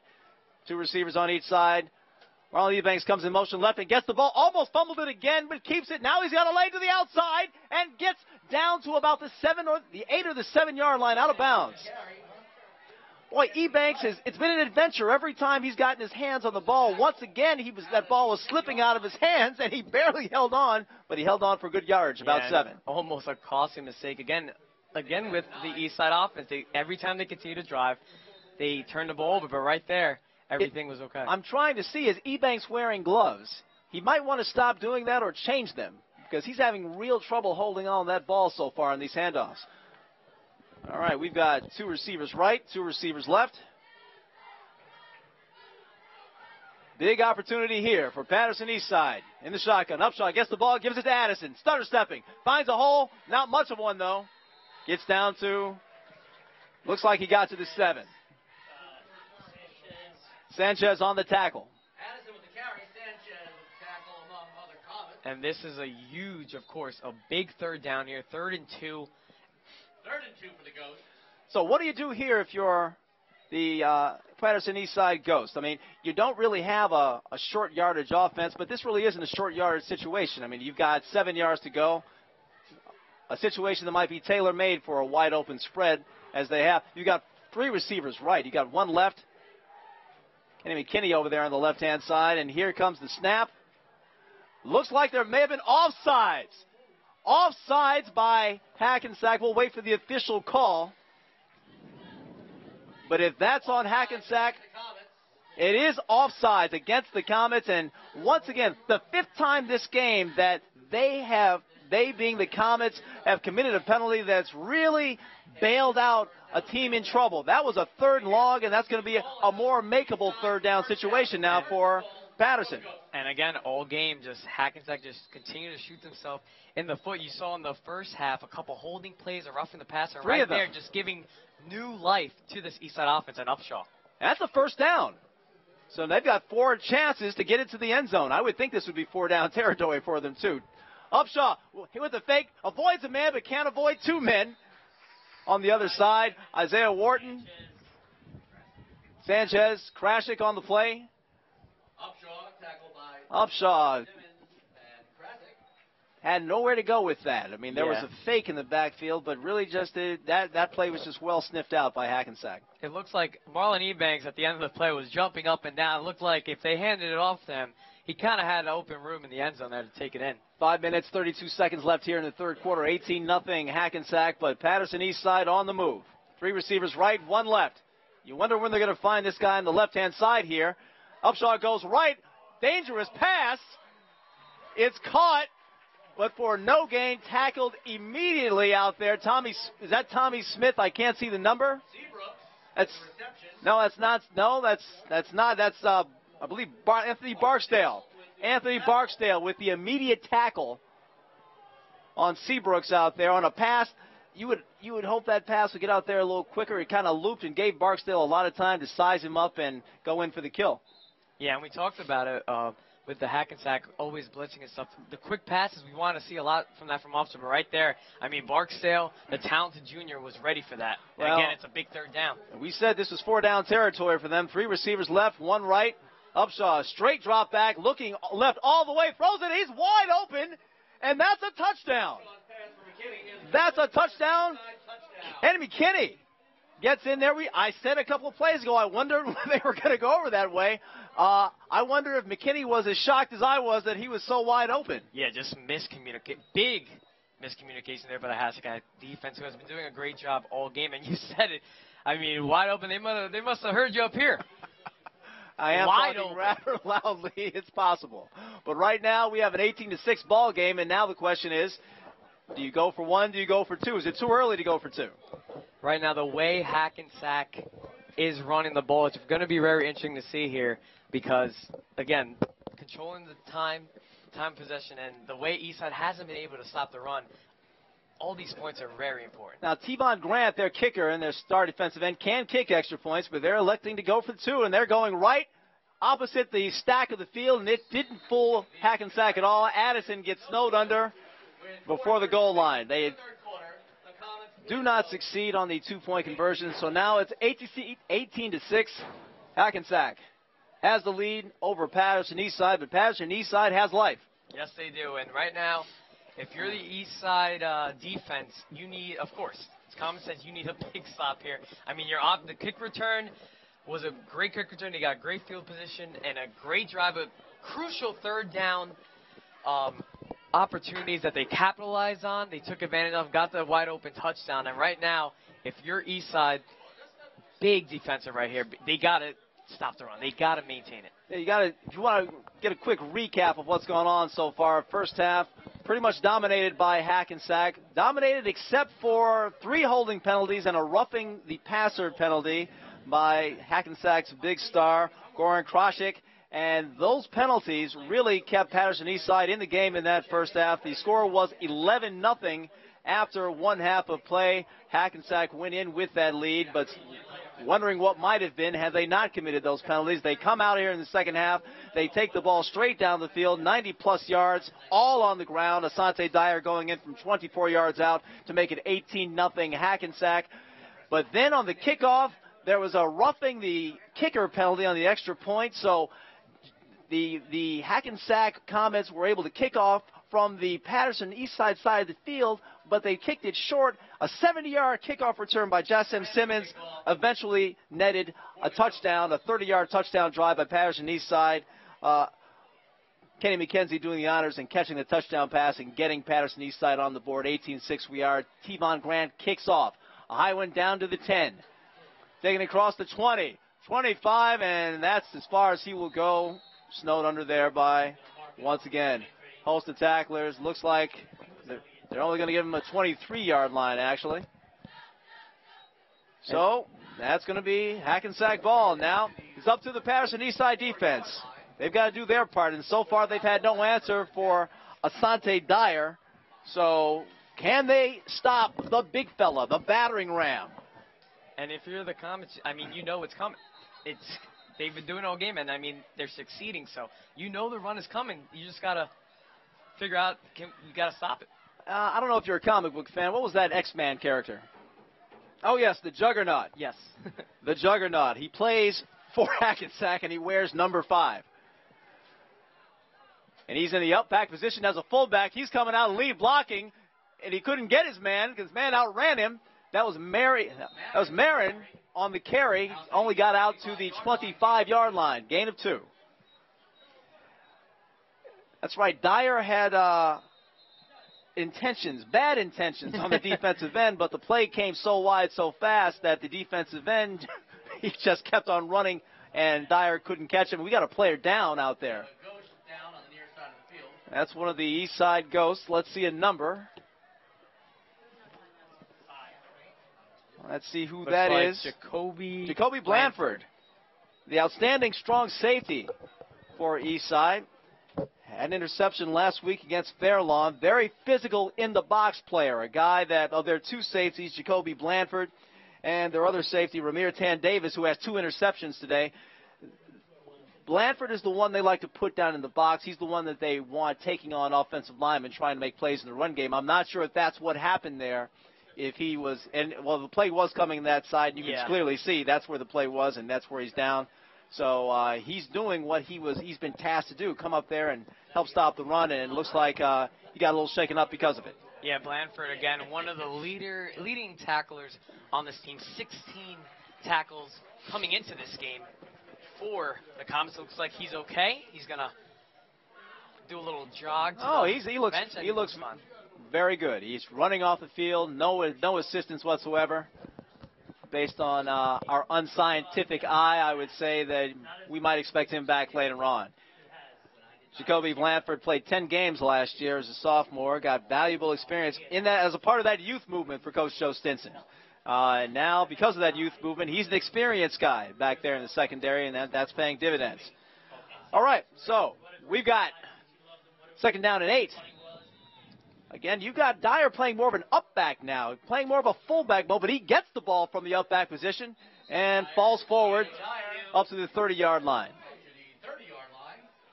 And again, Hackensack just continuing to do what they succeeded in this game and all season. And right now, you're talking about a big 3rd down. Of course, 3rd and 4. And a 3-and-out would pay dividends here for this east side defense and momentum. Well, and a 3-and-out would pay dividends, and especially, is there any doubt where the ball's going and who's getting it? That's the question. I mean, you see Asante Dyer back there. It's 3rd and short. They've been going to him all day, 3rd and 4. High snap, and quarterback keeps it and gets hammered out there. By the way, Dyer just obliterated a man on a block out there away from the play. But that snap was high to Reggie Curry. He turned toward Dyer's direction. I wonder if he was going to give that ball to Dyer. I don't know. Looks like also Reggie Curry went right into his offensive lineman in the back there. Ran right into him. They call that player in New York the Sanchez. Mark Sanchez, formerly the New York Jets. They're going for it on 4th down, and they give it to Dyer straight up the middle, and they've got him. Paterson Eastside stacked him up. Asante Dyer at the line. It's going to be close. He got a good spot. Very nice spot. There's a player down, too. It looks like Seabrooks. Their player standing over. Tevon Grant is calling for medical assistance to come out and see about Seabrooks. He's their weak side linebacker, but Seabrooks is getting up. He's limping a little bit, but he's walking it off. He looks like he's okay. It looks like he's going to limp to the sidelines, but looks to be an extremity issue, something in the leg, and now he falls to the ground. Okay. Perhaps a little more serious than he thought it was. He jumped right up, but right now he's down again, and the trainers look like they're going to go to his side, and we're going to have a measurement. Exactly. Meanwhile, the chains come out, and this is going to be a very important measurement for Paterson East Side. A stop would be huge for the Ghosts. And they stopped him. Paterson East Side has held on 4th and 4. Unbelievable. And they're going to get the ball once again on the Hackensack side of the field. Yeah. Trailing 18-6 here with 2:55 left in the third quarter. And once again, Paterson East Side has life. They get a break. Again, and Hackensack's mistakes keeping East Side into this game. And just right now, big defensive stop there by the Comets. And you said it, new life, momentum, big momentum, 4th down stop, and they have great field position, and the ball is in Upshaw's hands again. Meanwhile, the medical staff is still attending over on the middle part of the field to, I believe that is Seabrooks, wide receiver, guy who was wide open on a play in the first half and could have scored had the ball been on tap. He's also weak side outside linebacker. I saw him holding his knee, but he doesn't. Again, he's walking with a little assistance, but he's still able to put weight on that leg, and that's a good sign. Yeah, and if you're East Side, that's a good sign, of course, because you need Seabrooks in this game. Meanwhile, we have life for Paterson East Side. They come out in their 3 receivers left, one right look. Upshaw straight back to throw. He looks like he's going deep. Got him in. And that pass incomplete. That was passed for Sheffield, Jasem Sheffield. Incomplete.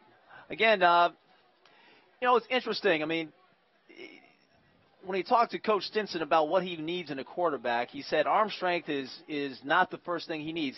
The ability to be a coach on the field and a point guard, to be able to see things out there, that's the first thing he wants in a quarterback. And certainly he seems to have that in his quarterback, Taj Upshaw. But the arm strength certainly on some plays is an issue, as you saw right there. I mean, it took the ball quite a while to get there, gave the defense time to get themselves together and react to that play. You've got 2nd down and 10 here on the Hackensack 34. Had a little movement. I think the Hackensack player got back. Long count. And now we've got a whistle. Timeout. First of the half. Paterson East Side. Upshaw just want to talk this over. I like a good timeout. Just see what kind of plays you want to run out there. Again, on that first play of this drive, he talked about the arm strength, but it was really well covered there by the Hackensack safeties, and it was double covered. Well, that's right. And you talk about this defensive backfield for Hackensack. Coach Benji Wimberly has talked to me, and he told me he was very satisfied so far with the play of his defensive backs. He loves his cornerbacks, Anthony Barksdale. He's got his other cornerback, Shamar Hooper. They both played really well so far this season, and again, showing up big on that play over there. They have an issue with their nickelback today. Dewan Rivas has a shoulder injury, number 7. I've been scouring the sidelines. I don't necessarily see Rivas. And he's their nickelback, so they've had to have another guy come in and replace him at nickelback. Chad Elliott, I think, will be filling in, at that spot. So far, it hasn't come to bite them. We'll never know how that plays out later on in this game. We got a 2nd and 10 going on. 34, about the 34-yard line. Paterson East Side rolling right, heavy rush. Upshaw almost intercepted. Mike Sanchez put on the pressure. Elijah Simmons, a defensive tackle, almost had the pick, and now Taj Upshaw is down, taken down hard. And he gets up. A sigh of relief there by the East Side fans as Upshaw looked like he was in a lot of pain, but he got right back up and back to Mike Sanchez. I mean, you're talking about a linebacker, 3 fumble recoveries this season, over 30 tackles coming into this game. 11 of those tackles were for a loss, and he was just going right for Upshaw up the middle. He was a proverbial shot out of a cannon on that play. He was moving at a speed nobody else was. Untouched, and good for Upshaw that he threw it and it was almost intercepted, and that's not what you wanted there. Good for Paterson Eastside that Upshaw is okay because they really depend on him. Their backup quarterback, Lorenzo Leary, he also is the backup. He's the long snapper and he's a backup linebacker. But if he comes into the game, he doesn't have quite the legs. He can't make the plays with his legs that Upshaw can, and that's something they really depend on in this Paterson Eastside offense. We've got 2nd down and 10. 3rd down. No, we've got 3rd down and 10. Motion man right. We do have a backup quarterback in there. It is Lorenzo Leary was in at quarterback on that play. They gave the ball on the reverse to Seabrooks, and Seabrooks lost big yardage, lost at least 8 yards on that play. And there's that name again, Mike Sanchez, and they were just gobbling up, nothing doing, just everybody going there. But I think you saw on that play, certainly they brought in Leary at backup quarterback, and he doesn't have that running option, so that's one less option that Coach Stinson has on a 3rd down, very important 3rd down like that. And this will be a punt for Paterson Eastside, and it's been an adventure so far today for Marlon Ebanks. He's had Hackensack comments all in his face, and somehow he's managed to get the ball through on rushers. He gets another low snap and gets the ball out of there. This one has potential. It's going to the end. It sneaks inside the pylon. And that's going to be a touchback. That ball could have gone either way, and it just chose at the last minute to go inside that pylon. So that's going to be 1st and 10 for Hackensack on their 20-yard line. Here on NJ.ORG, be sure to catch NJ.ORG Varsity, our coverage of Northern New Jersey football. Here on our YouTube channel, you can also get up-to-date information on NJ.ORG Varsity, our Twitter page, as well as our Facebook page. Again, go to Twitter, go to Facebook, search NJ.ORG Varsity for the most up-to-date information on Northern New Jersey sports. 1st and 10 for Hackensack. They come out in an I formation. Dyer's not in there. They give the ball to Marin, and he gets good yardage up to the 25-yard line. Yeah, and as this clock dwindles down, I mean, Hackensack is just letting Eastside cling on, hanging on by the thread here. But, again, Eastside just failing to execute. I did not. Dyer is now coming to the game. We're wondering why he wasn't in there at the beginning. He's been so effective. We don't have stats here, but, I mean, I got to imagine his yardage totals have got to be pretty prodigious about this point. I feel reasonably safe in saying he's either at or above the 100-yard mark so far. There's a fumble on the snap. And Eastside is pointing their way. Do they have it? Good heavens. Paterson Eastside has the ball. How many breaks can a team get? They've got another one. They've got the ball deep. This is I thought the 30-yard line a few series ago was their best starting position. Now they've got it on the Hackensack 25, 1st and 10. I mean, you talk about, the Hackensack mistakes are just hurting them so badly. I was talking about it just before this play happened, hanging by a thread. Well, the thread just got a little longer. I mean, how many times, again, you said it, how many breaks can this team get? And down 18-6, this is still a ball. We still got a whole quarter left to go in this game. But it comes down to capitalizing on execution. Taj Upshaw's back in there at quarterback. Whatever was ailing him, it looks to be he's over that. So he'll take this ball 1st and 10 on the Hackensack 25. Golden opportunity again for Paterson Eastside. Shotgun formation. 3 receivers right. Upshaw under a heavy rush. Taken down. Once again, bent over. You hope he's okay. He was folded over like a one piece of bread sandwich there. Sanchez looks to be on the sack along with someone else. Simpson. So we've got a big loss on that play, about 8 yards. It's going to be 2nd down and 18. Once again, there's so much pressure up the middle. There's just the long developing plays just aren't working. Yeah, and they're just Paterson Eastside. This front seven is just manhandling the last couple drives. This offensive line for Eastside. Upshaw's getting no breathing room. 2nd down and 18 now. Upshaw takes the ball. Little bubble screen to the right. Marlon Ebanks, he's got a little blocker out there. Breaks the tackle. Gets down to the 21-yard line. And he comes up limping. That seems to be an epidemic so far with Paterson Eastside. Their players are getting quite beat up. And that's the end of the 3rd quarter. 18-6. Hackensack is up. Paterson Eastside is on the move, though. Hackensack looking very upbeat down there at that sideline. Both these teams ready to go, but Don't get too excited, Hackensack. I mean, again, this is still a game. They're up 18-6 in their home field, but, you know, they still got to capitalize, and you still got east side a whole quarter coming up. But one thing I noticed about Hackensack so far, and Coach Benji Wimberly seems to be very big into symbolism, and sometimes symbolism can really make a difference. I mean, you took a look at Hackensack at halftime when they were, and before the game, when they were warming up. They looked like a Roman phalanx. You know, they had perfect formation, precision. The other team, East Side, was a little less precision. There was it was a tad more ragtag, and I think that what you saw at the end of that third quarter, I think that seemed to be some sort of symbolism that, hey, we're not tired. You know, when the fourth quarter comes, we're ready. And we'll see if that holds true here in this fourth quarter. Again, that's what you want to see. I mean, team coming together. Fourth quarter left to go. And right before the whistle blew in the third quarter, I liked what I saw.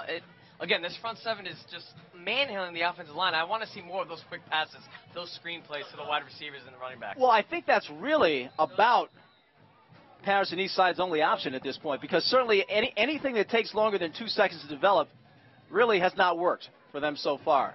So we're going to have the first play of the third quarter here. 12 more minutes of action here at Hackensack High School. 3rd down and 7, big 3rd down. Can Paterson East Side turn this gift of a fumble deep in Hackensack territory into points? And the pass is short, incomplete, intended for McKinney, and that's going to be 4th down and 7. Again, just wide open right there, and we talked about the arm strength a little bit, but I mean, just underthrew him a little bit, but that would have been a big first down there. Well, and I can see what they faked the screen out. They faked the quick hitter out to the left, and then instead of throwing to him, he turned a little bit and threw the slant pass. It was a good concept. Just didn't quite get there. 4th and 7. Taj Upshaw and Paterson East Side, the Ghosts are going for it. He's got Addison in the backfield. Upshaw's looking to the sideline for a play, checking it on his wrist. A little miscommunication. Now Addison is moved over to the other side. And here's the snap. Straight drop back and a flag fly. Play is no good. Looks like there was movement. It may have even been Taj Upshaw backing out before the play got there. Maybe miscommunication between him and the center. Yeah, a lot of the players, Upshaw looking to the sidelines there, then looking at his arm wrist, seeing what plays, and they took a lot of time. It looks like that's what it's going to be. It looked like Wanye Gore, the center, didn't snap that ball when he was expecting it, and that got him leaning back a little bit, and that got the penalty. So now it just made a tough situation even tougher. This game is 18-6 now, and Paterson East Side trailing by 18-6. They've got a great opportunity now to turn this into points. They don't have a field goal kicker, really. They've had Tevon Grant kicks extra points.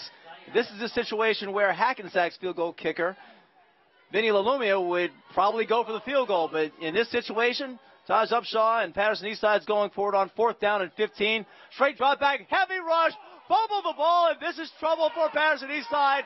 This is going to be a touchdown. Nobody's going to catch him. We think that is Justin Vick.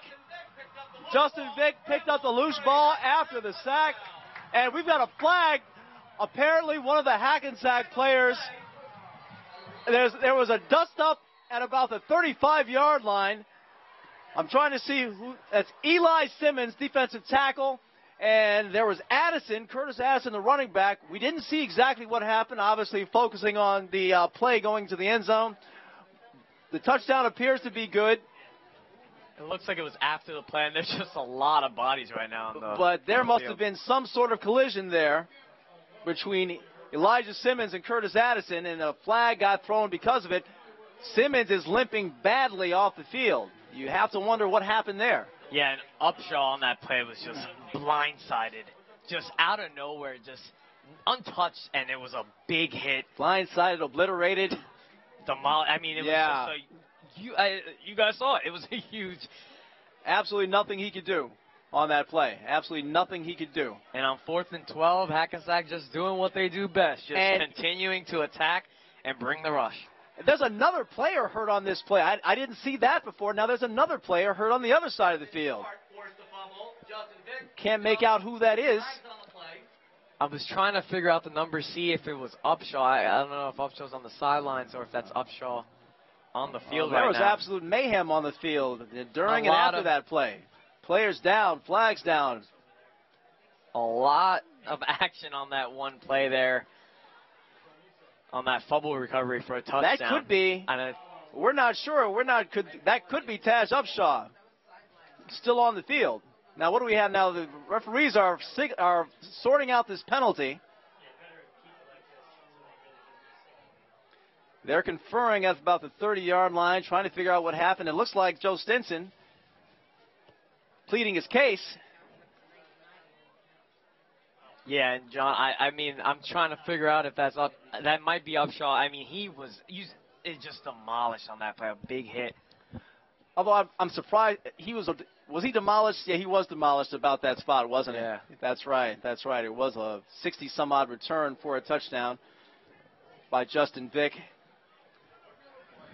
Where we are right now in the booth, It's kind of hard to tell. The coach for Paterson East Side sort of gesticulating wildly, giving the universal signal for what the heck. What the heck? Whatever's happening in that referee's huddle, apparently coach doesn't quite agree with what's going on. But the referees are still conferring, trying to figure out what to make of the flag that still lays on the field, in case anyone had any doubt that there was a flag on this play. And yet the medical staff, meanwhile, continues to huddle over a player that we think, we can't tell for sure. I do not see Taj Upshaw on the sidelines. We have a bad angle here, so I can't quite see the number, but I don't see Taj Upshaw on the sidelines. I'm thinking that probably is Taj Upshaw down there, the quarterback who got hit very hard on the play. 4th down play, 4th and 15, resulting in a fumble, resulting in a touchdown going the other way to make this. Well, they still haven't officially put the points on the board. If the touchdown counts, obviously it's a 26-6 ball game pending the extra point. But as of right now, the points are still not up on the board. I think everybody here is waiting to find out exactly what goes on. Now the referees are making their way toward us. Perhaps someone's going to pick the laundry up off the field, and perhaps we'll have some resolution to this. It seemed like the penalty flags came after, as the referee's picking it up. That's what I thought. It came after the touchdown, but the referees are now talking to the Hackensack sideline. Trying to get it together, and meanwhile they're helping helping Taj Upshaw up off the field. He was down there for quite a while too. And John, you talk about, I mean, on that one play, but just in the second half, he was getting hit, beat up out there. Just the front seven for Hackensack, young man is taking quite a beating today.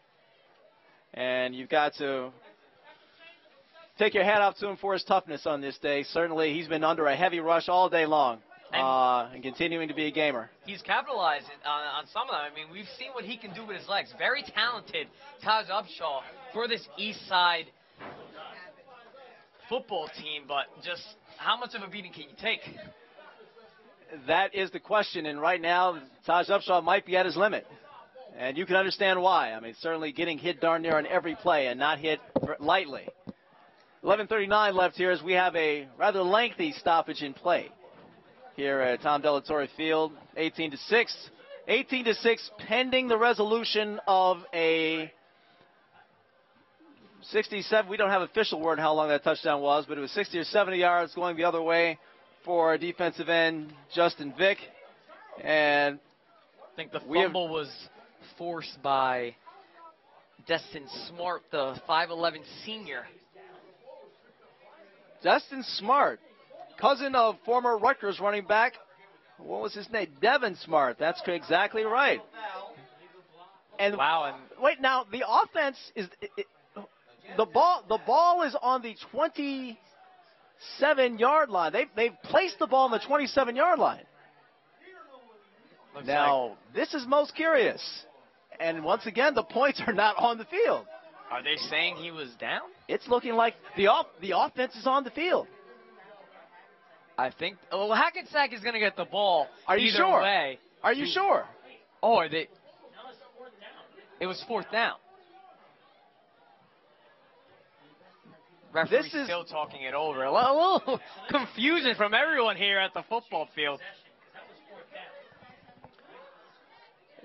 There seems to be a consensus in the booth here that perhaps he should be down. But we don't really have a call. Now they've moved the ball even further. Now the referees have moved the ball to the 20-yard line.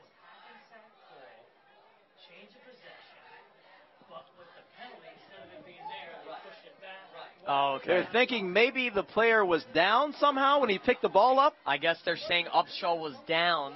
And then with the penalty he was sacked, yeah. It looks like the penalty's probably going to be against Hackensack. And we'll bring the ball back. And we'll bring the ball back even further. Well, this turn of events is not going over very well in the Vick household, I'll tell you that. We just took 6 points off the board for Justin Vick. Justin Vick playing his first full game after suffering a preseason ankle sprain, and he thought that, wow, what a present I've gotten on my first full game back. But the bill collectors come back and reclaim that gift. So just like now, that, I mean, referee's we're still working this out. Now the ball is over by the Hackensack players.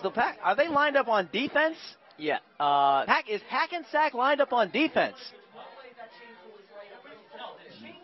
Now this is most confusing. Well, Curry's on the field, the quarterback, so that's definitely the offense. Now Eastside That's definitely the offense. Okay, so this is going to be Hackensack's ball. The Curry's out there, the quarterback.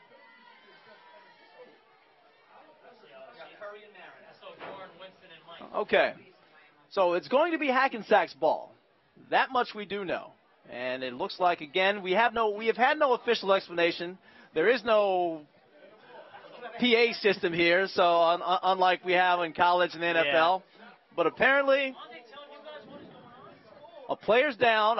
They must be calling a player down, and they must be saying that there was a penalty. That flag that we saw for the collision that we only saw the aftermath of, and that collision that we saw the aftermath of, it certainly looked like seeing a car crash, the aftermath of a car crash. I mean, both men were dizzy, laying on the ground. Like you said, just a lot of action. I mean, a lot of things to sort out.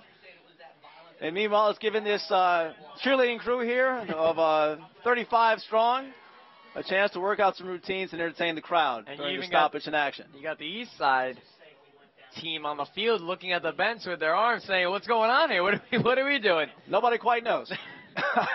We have the coordinators up in the booth saying they don't know what's going on. I mean, just there's a lot of the universal sign for what the heck.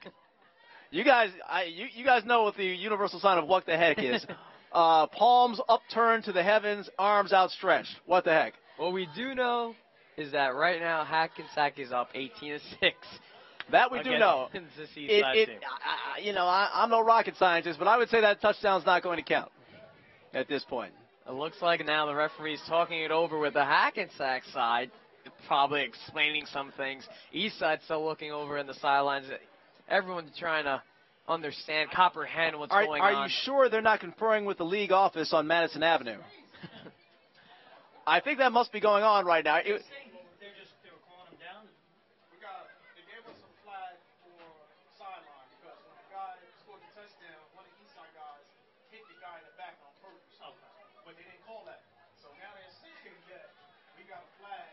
As we're trying to figure out. I don't know how much of that you could make out. Now, that was one of the assistant coaches for Hackensack trying to make heads or tails of what's going on here. Now, the best that I could hear, now you tell me if I got this right, Eric, it sounds like the flag that we saw at center field for the whatever that was, the low hit or something or other, that didn't get called. It sounds like they're calling a field. Some players from the sidelines came on the field or something, and for that they're negating a touchdown. Yes, I think you got it right, John. Very interesting. Well, let's get back to action. Justin Marin has the ball over the left side. He's a very rested Justin Marin over the 25 to the 27-yard line. 11:27 left now. The clock finally runs. How long of a delay would you say that was? About 20 minutes? It was, yeah. Yeah, that was quite lengthy. 15 to 20 minutes of just what's going on here, trying to figure out, comprehend what. But now there is football on the field, and this fourth quarter is continuing, and the touchdown is negated, and Hackensack still has the lead 18-6. I hope nobody's meter's about to run out because we just lost 20 minutes in this game. So now Curry gives the ball to the up man, and he's that is Asante Dyer. And there's a flag now. Asante Dyer took the ball straight up the middle, and now we've got another Paterson East Side player looking like he's a little hurt. It's Tevon Grant, one of their defensive stars. He gets up, and now he's limping. Boy. Seems like the whole East Side team has just been hobbling up this whole game. Just everyone just getting up. You know, there's a lot of hard hits in this game. This game exacting a physical toll on Paterson East Side, for sure. And certainly you can understand having to tackle a guy like Dyer play in and play out. My goodness. 18-6, 10:53 left here at Hackensack High School. Hackensack 18, Paterson East Side 6. Got an up formation to give us to the up man, and he's not going anywhere. Elijah Cummings gets the ball and goes down right away. Addison on the tackle. And that's going to lose a yard or two. Looks like we're going to go down second and at least second. I count that second and 12.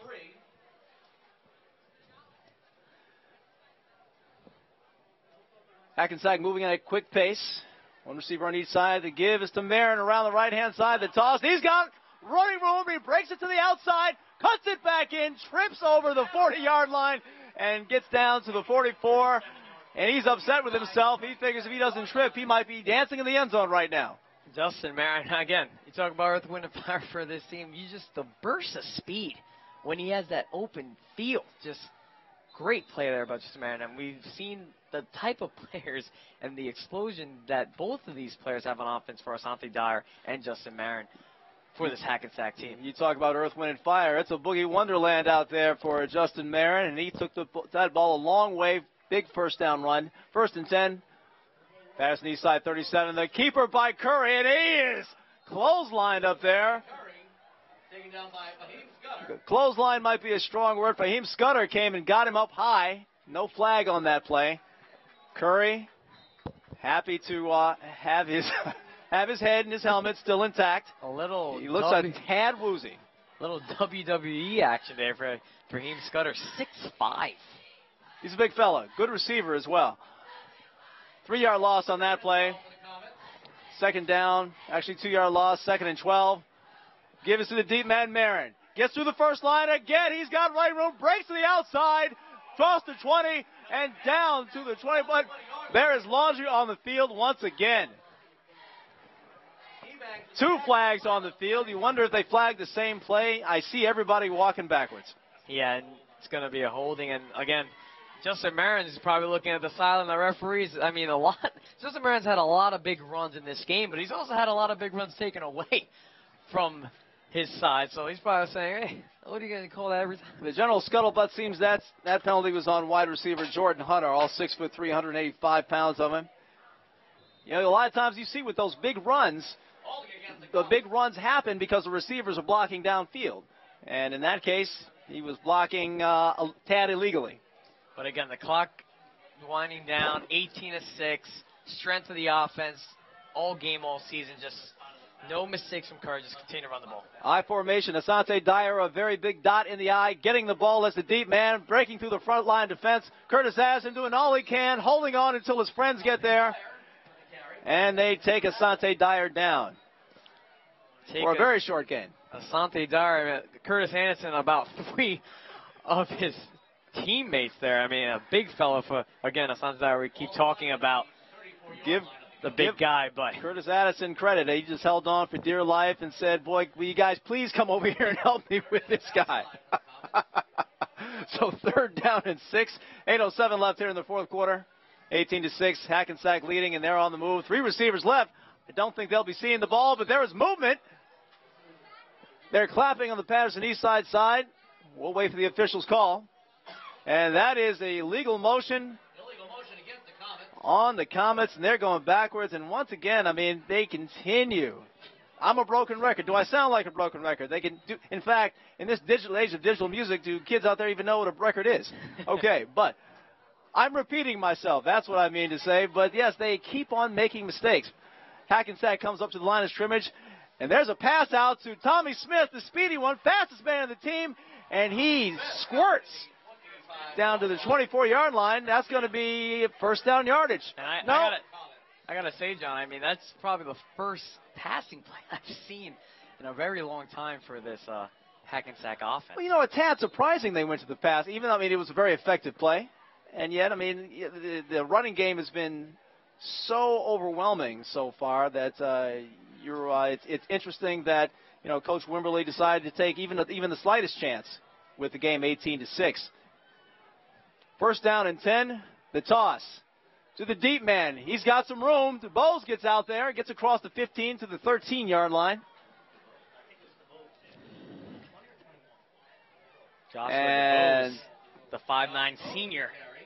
That looks to be a first down.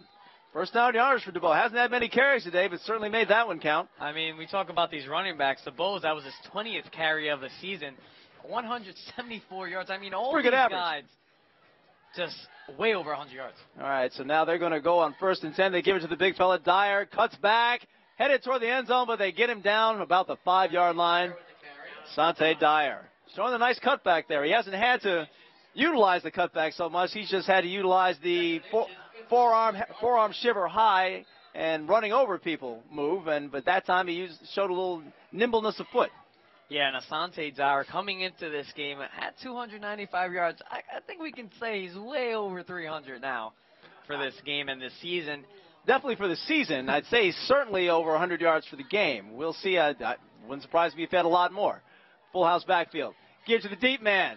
Marin turned around the backfield and swarmed under.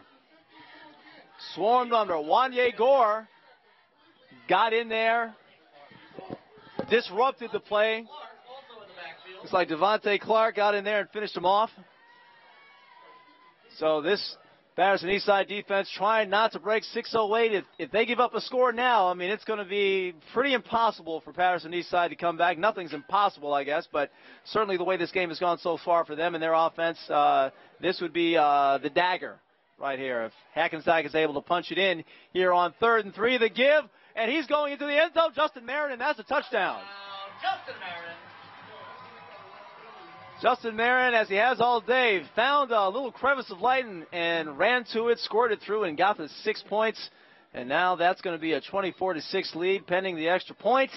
And if Danny Don Meredith were here, Danny Don Meredith, for the people who don't remember Danny Don from the old Monday Night Football games, I'll sing a little verse he used to sing at the end when games were over. Turn out the lights, the party is over. Because it's going to be very difficult to come back, even with 5:47 left. I mean, it's not totally over, but it's going to be very difficult for Paterson Eastside to come back. There are flags down on the extra point. Vina Lumia's kick is good. Offsides on Paterson Eastside. Offsides against the Ghost. And for this game, it's just been the Asante Dyer, Justin Marin show. And they've certainly been, I mean, history's full of examples of thunder and lightning backfields, and this has been a textbook example of when you try to assemble a backfield like that, this is what you want. An irresistible force and a guy who moves like lightning on the outside. And you look for Hackensack after this game. You got Fairlawn next week. Fairlawn, a team that Eastside handled easily last week. Then you got, you guys were talking about in the first half, that big matchup against number 8 in the NorthJersey.com rankings, Ridgewood. And that's going to be a game. That's going to be a very big game for Hackensack. And then you got at Clifton and then Teaneck. So as the season winds down, this game not over, but it's 24-6. You know, you got Fairlawn next week, but then you got that big game. There's the kick. The kick is through. That's going to be 25-6. The Comets of Hackensack have now a commanding lead over the Paterson Eastside Ghosts, 25-6. Here with 5:47 here left in the fourth quarter. We hope you've been enjoying this action here on NJ.ORG Varsity on our YouTube channel. Remember to check out NJ.ORG Varsity on YouTube, on Facebook, and on Twitter for the latest in Northern New Jersey high school sports. NJ.ORG Varsity. And, you know, for this Hackensack team, I mean, it's a great statement. You know, they took that beating last week, losing 35-7 to Passaic Tech. Passaic Tech also shutting out Eastside in the first game of the season for both of those squads. earlier this year. But you come into this game, I mean, you talk about in week 1, 251 yards rushing. Week 2, 400 yards rushing. Week 3, 259 yards rushing. Then last week against a very good Passaic Tech team, things in your way, just got manhandled that game. But you come back here in your home crowd, up 25-6. Really, you kept Eastside clinging on a lot of yellow on Hackensack side of the penalty flags, but that defense made the statements when they needed to, and they executed. But if you're Hackensack, even though you kept the score closer than the final, than it probably should have been, maybe you don't feel like you were ever really in danger. And I got to believe Hackensack probably felt that way. Marlon Ebanks gets taken down back at about the 13-yard line on the kickoff return, and bad field position for Paterson Eastside as they try to make one last rush here to try to make this a game. Especially for when you're Hackensack and you have the ability to run the ball. If any team has the ability to just run the ball and just play their tempo and just play the time possession game, it's going to be very hard to beat a team like that. And any team that just runs the ball and keeps the opponent's defense on the field, they're going to get tired up there. And you saw it today with Eastside. They got tired too. I see a positive and a real negative coming out. Well, something of a negative coming out of this game for Hackensack. We'll talk about that after this play. Looks like you've got a new quarterback in there. Taj Upshaw's day might be done, especially after all the punishment he's taken. Lorenzo Leary stepping in at quarterback, gives the ball on the jet sweep to Kenny. I believe that's Marlon Ebanks. He gets up, across the 20, down to the 24-yard line. Second down. That was a gain of 9, actually. A very good gain. Second and 9. So, 9-yard gain will be second down and 1. I'd say a very positive thing to come out of this game and something to look forward to is that you got Tommy Smith back in action. I mean, he was the guy, the fastest guy in this team. Coach says he runs a 4.47 40-yard dash. You got his feet wet out there a little bit.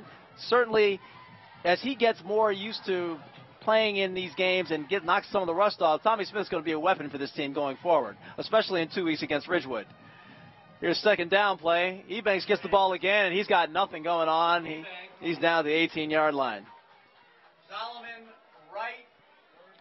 And that's going to make a third and really short, about 3rd and 3, 3rd and 4. As we got 4:39 left here in this fourth quarter. 25-6, Hackensack leading Paterson Eastside. So I would say that is a positive thing, that you get Tommy Smith back in action. Now, something that, not a huge negative, but something that's got to be concerning to Coach Wimberly. He told me yesterday that, that he was very happy with his quarterback Curry, and that Curry, he kept things sort of conservative. Reggie Curry had not really had the training wheels taken off because he was a very surprise starter when Tommy Smith was the starting quarterback. Curry came in and replaced him after Smith got hurt in a preseason scrimmage. He said he's going to take the training wheels off a little bit today, and when Curry got a chance to hit some big plays downfield, he wasn't able to do it. Here's the give up the middle, and that's going to be close to a first down. We'll have to wait for the measurement. Paterson Eastside. Terry Frazen getting up there and getting close to first down yardage.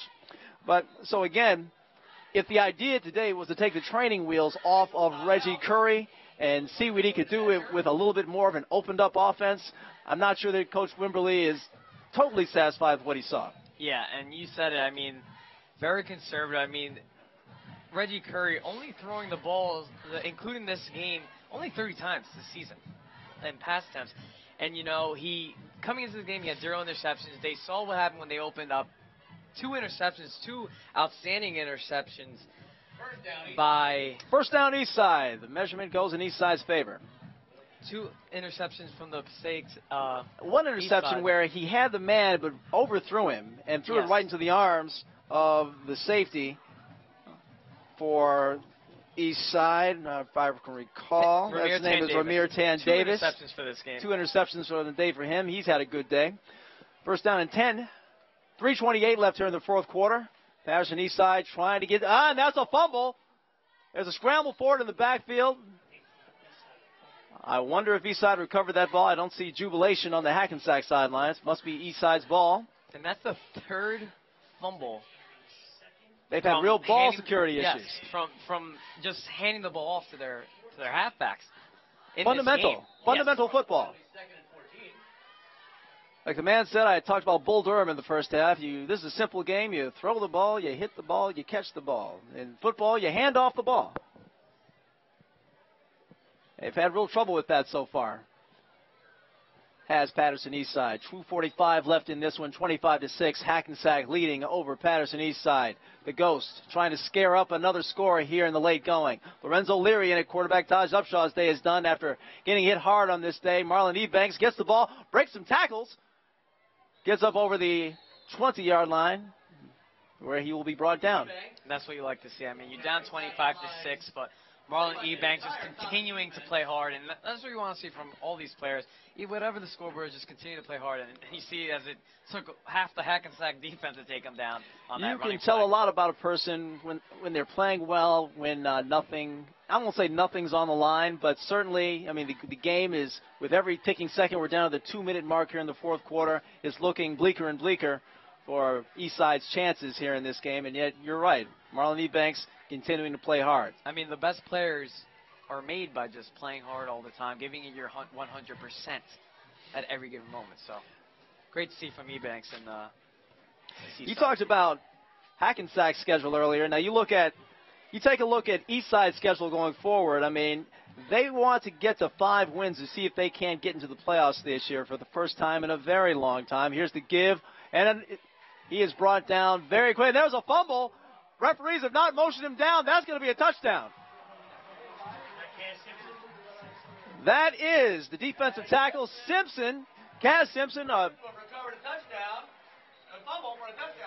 I think he ripped that ball right out of the receiver's hands.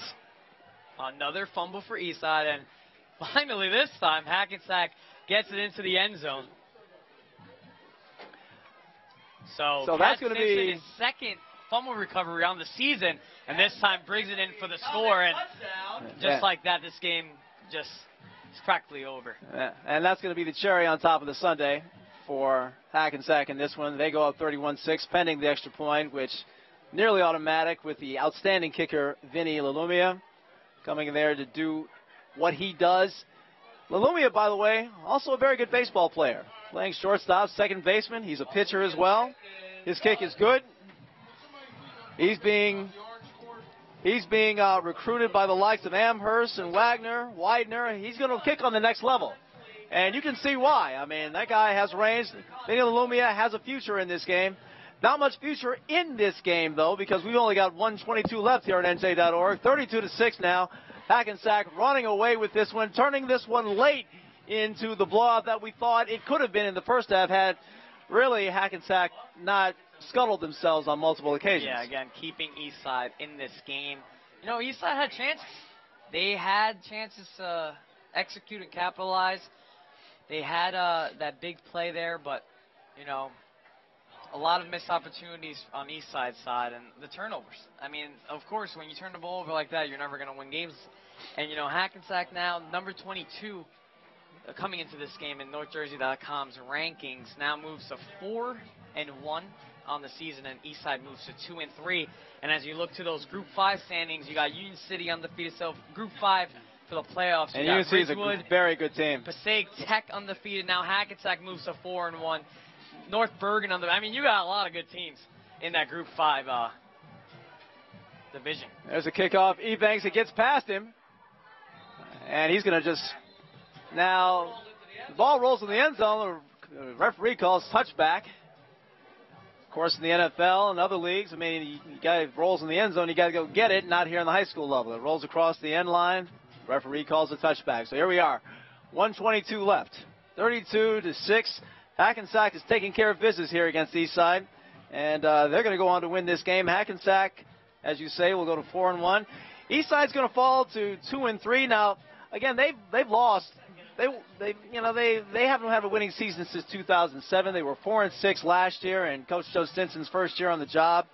And they're looking to make the playoffs. Yeah. They're trying to 5 wins they think can get them to the playoffs. This was one of the games they probably pointed to, and they said, hey, maybe we can take this one. But now they've got Passaic coming up. Don Bosco is going to be a 1,000-pound gorilla bear on Halloween. According to MaxPreps.com, Don Bosco is #1 in the country.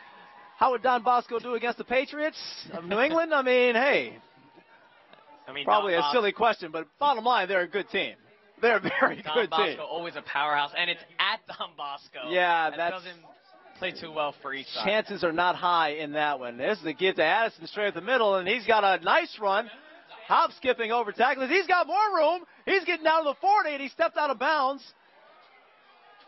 But looks like you've got some backups in there for Hackensack, and the backups not showing well on that play, allowing Curtis Addison to bust out of there for a good 50-yard run.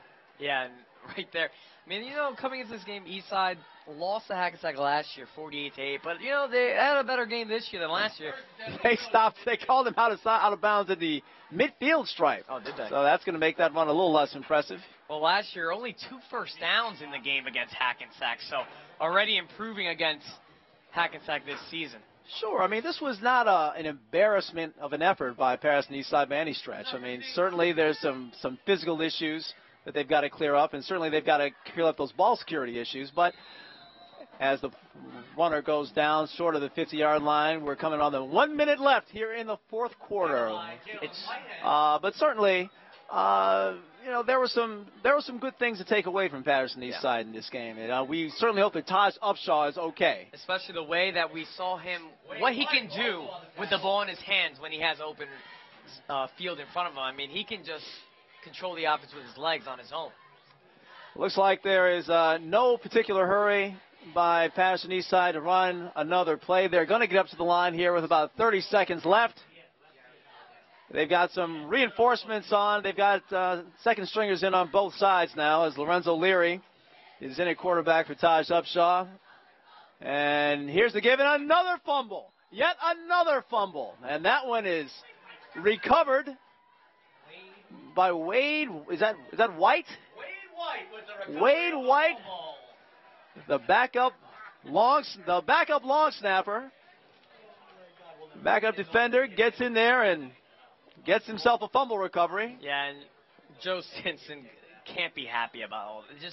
It's actually unbelievable. Just all these fumbles, just right from the line of scrimmage. I think Coach Stinson would tell you himself. I mean, ball security, a lot of those fumbles did not occur with people in their face. I mean, they just occurred on simple handoffs that should have been executed. Fundamentals. And so I'm sure they'll be working on that over and over and over again this week in practice over in Paterson. We've only got 13 seconds left in this one. Massive reinforcements in for both teams. Except Curry, the quarterback, is still in the game. You've got Marin, 20 yards, 15 yards back, serving as the antidote to the potential Herman Edwards, Joe Pisarcik malady. Giants fans remember that. And that game is over. The time is ticking away. Hackensack, the Comets, are going to win this one by a final of 32-6 over the Paterson Eastside Ghosts. 32-6 is your final here from Tom Delatorre Field in Hackensack, New Jersey. We certainly hope you've enjoyed our coverage of this game here on NJ.ORG Varsity as we have brought you a mid-season matchup between two of the teams here in Group 5 and Hackensack. They wanted to redeem themselves after an effort they weren't satisfied with last week, and safe to say, mission accomplished. Yes, exactly. I mean, you want to come here and play in front of your home crowd with a great game like this. I mean, they kept Eastside hanging on, but they got to Upshaw in the second half.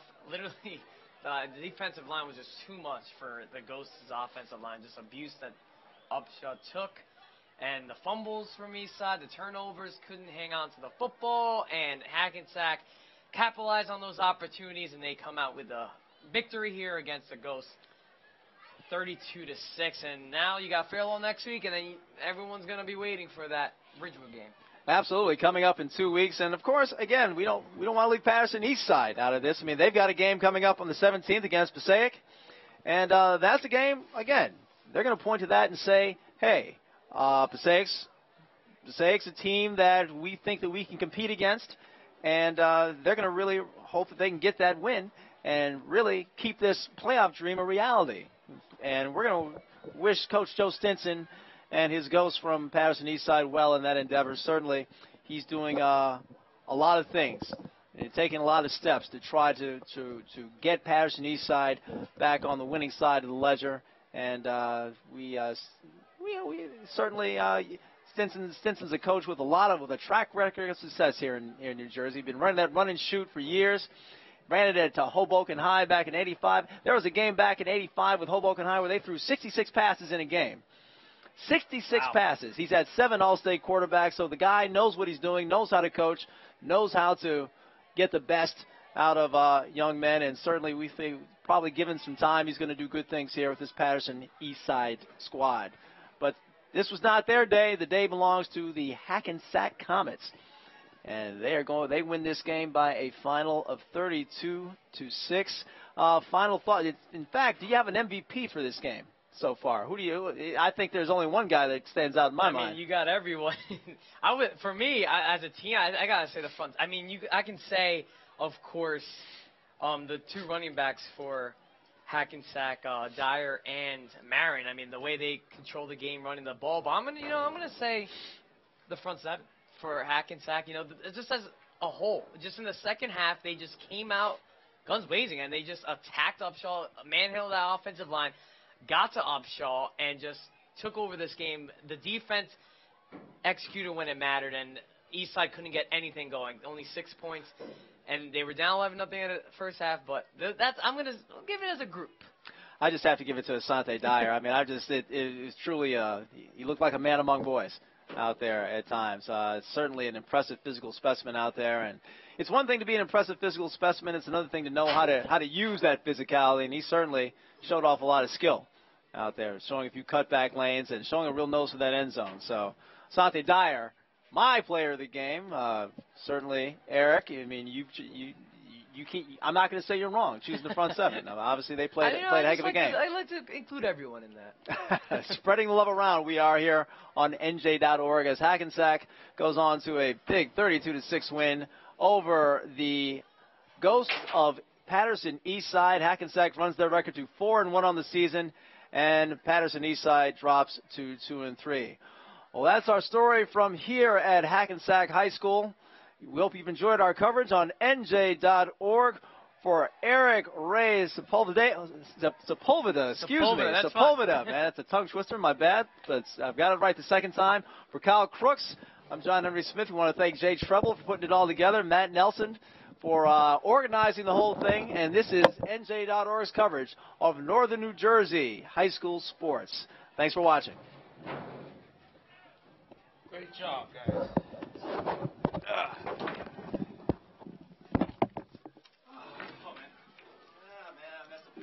That's fine. Come here, man. I'm sorry. You got it.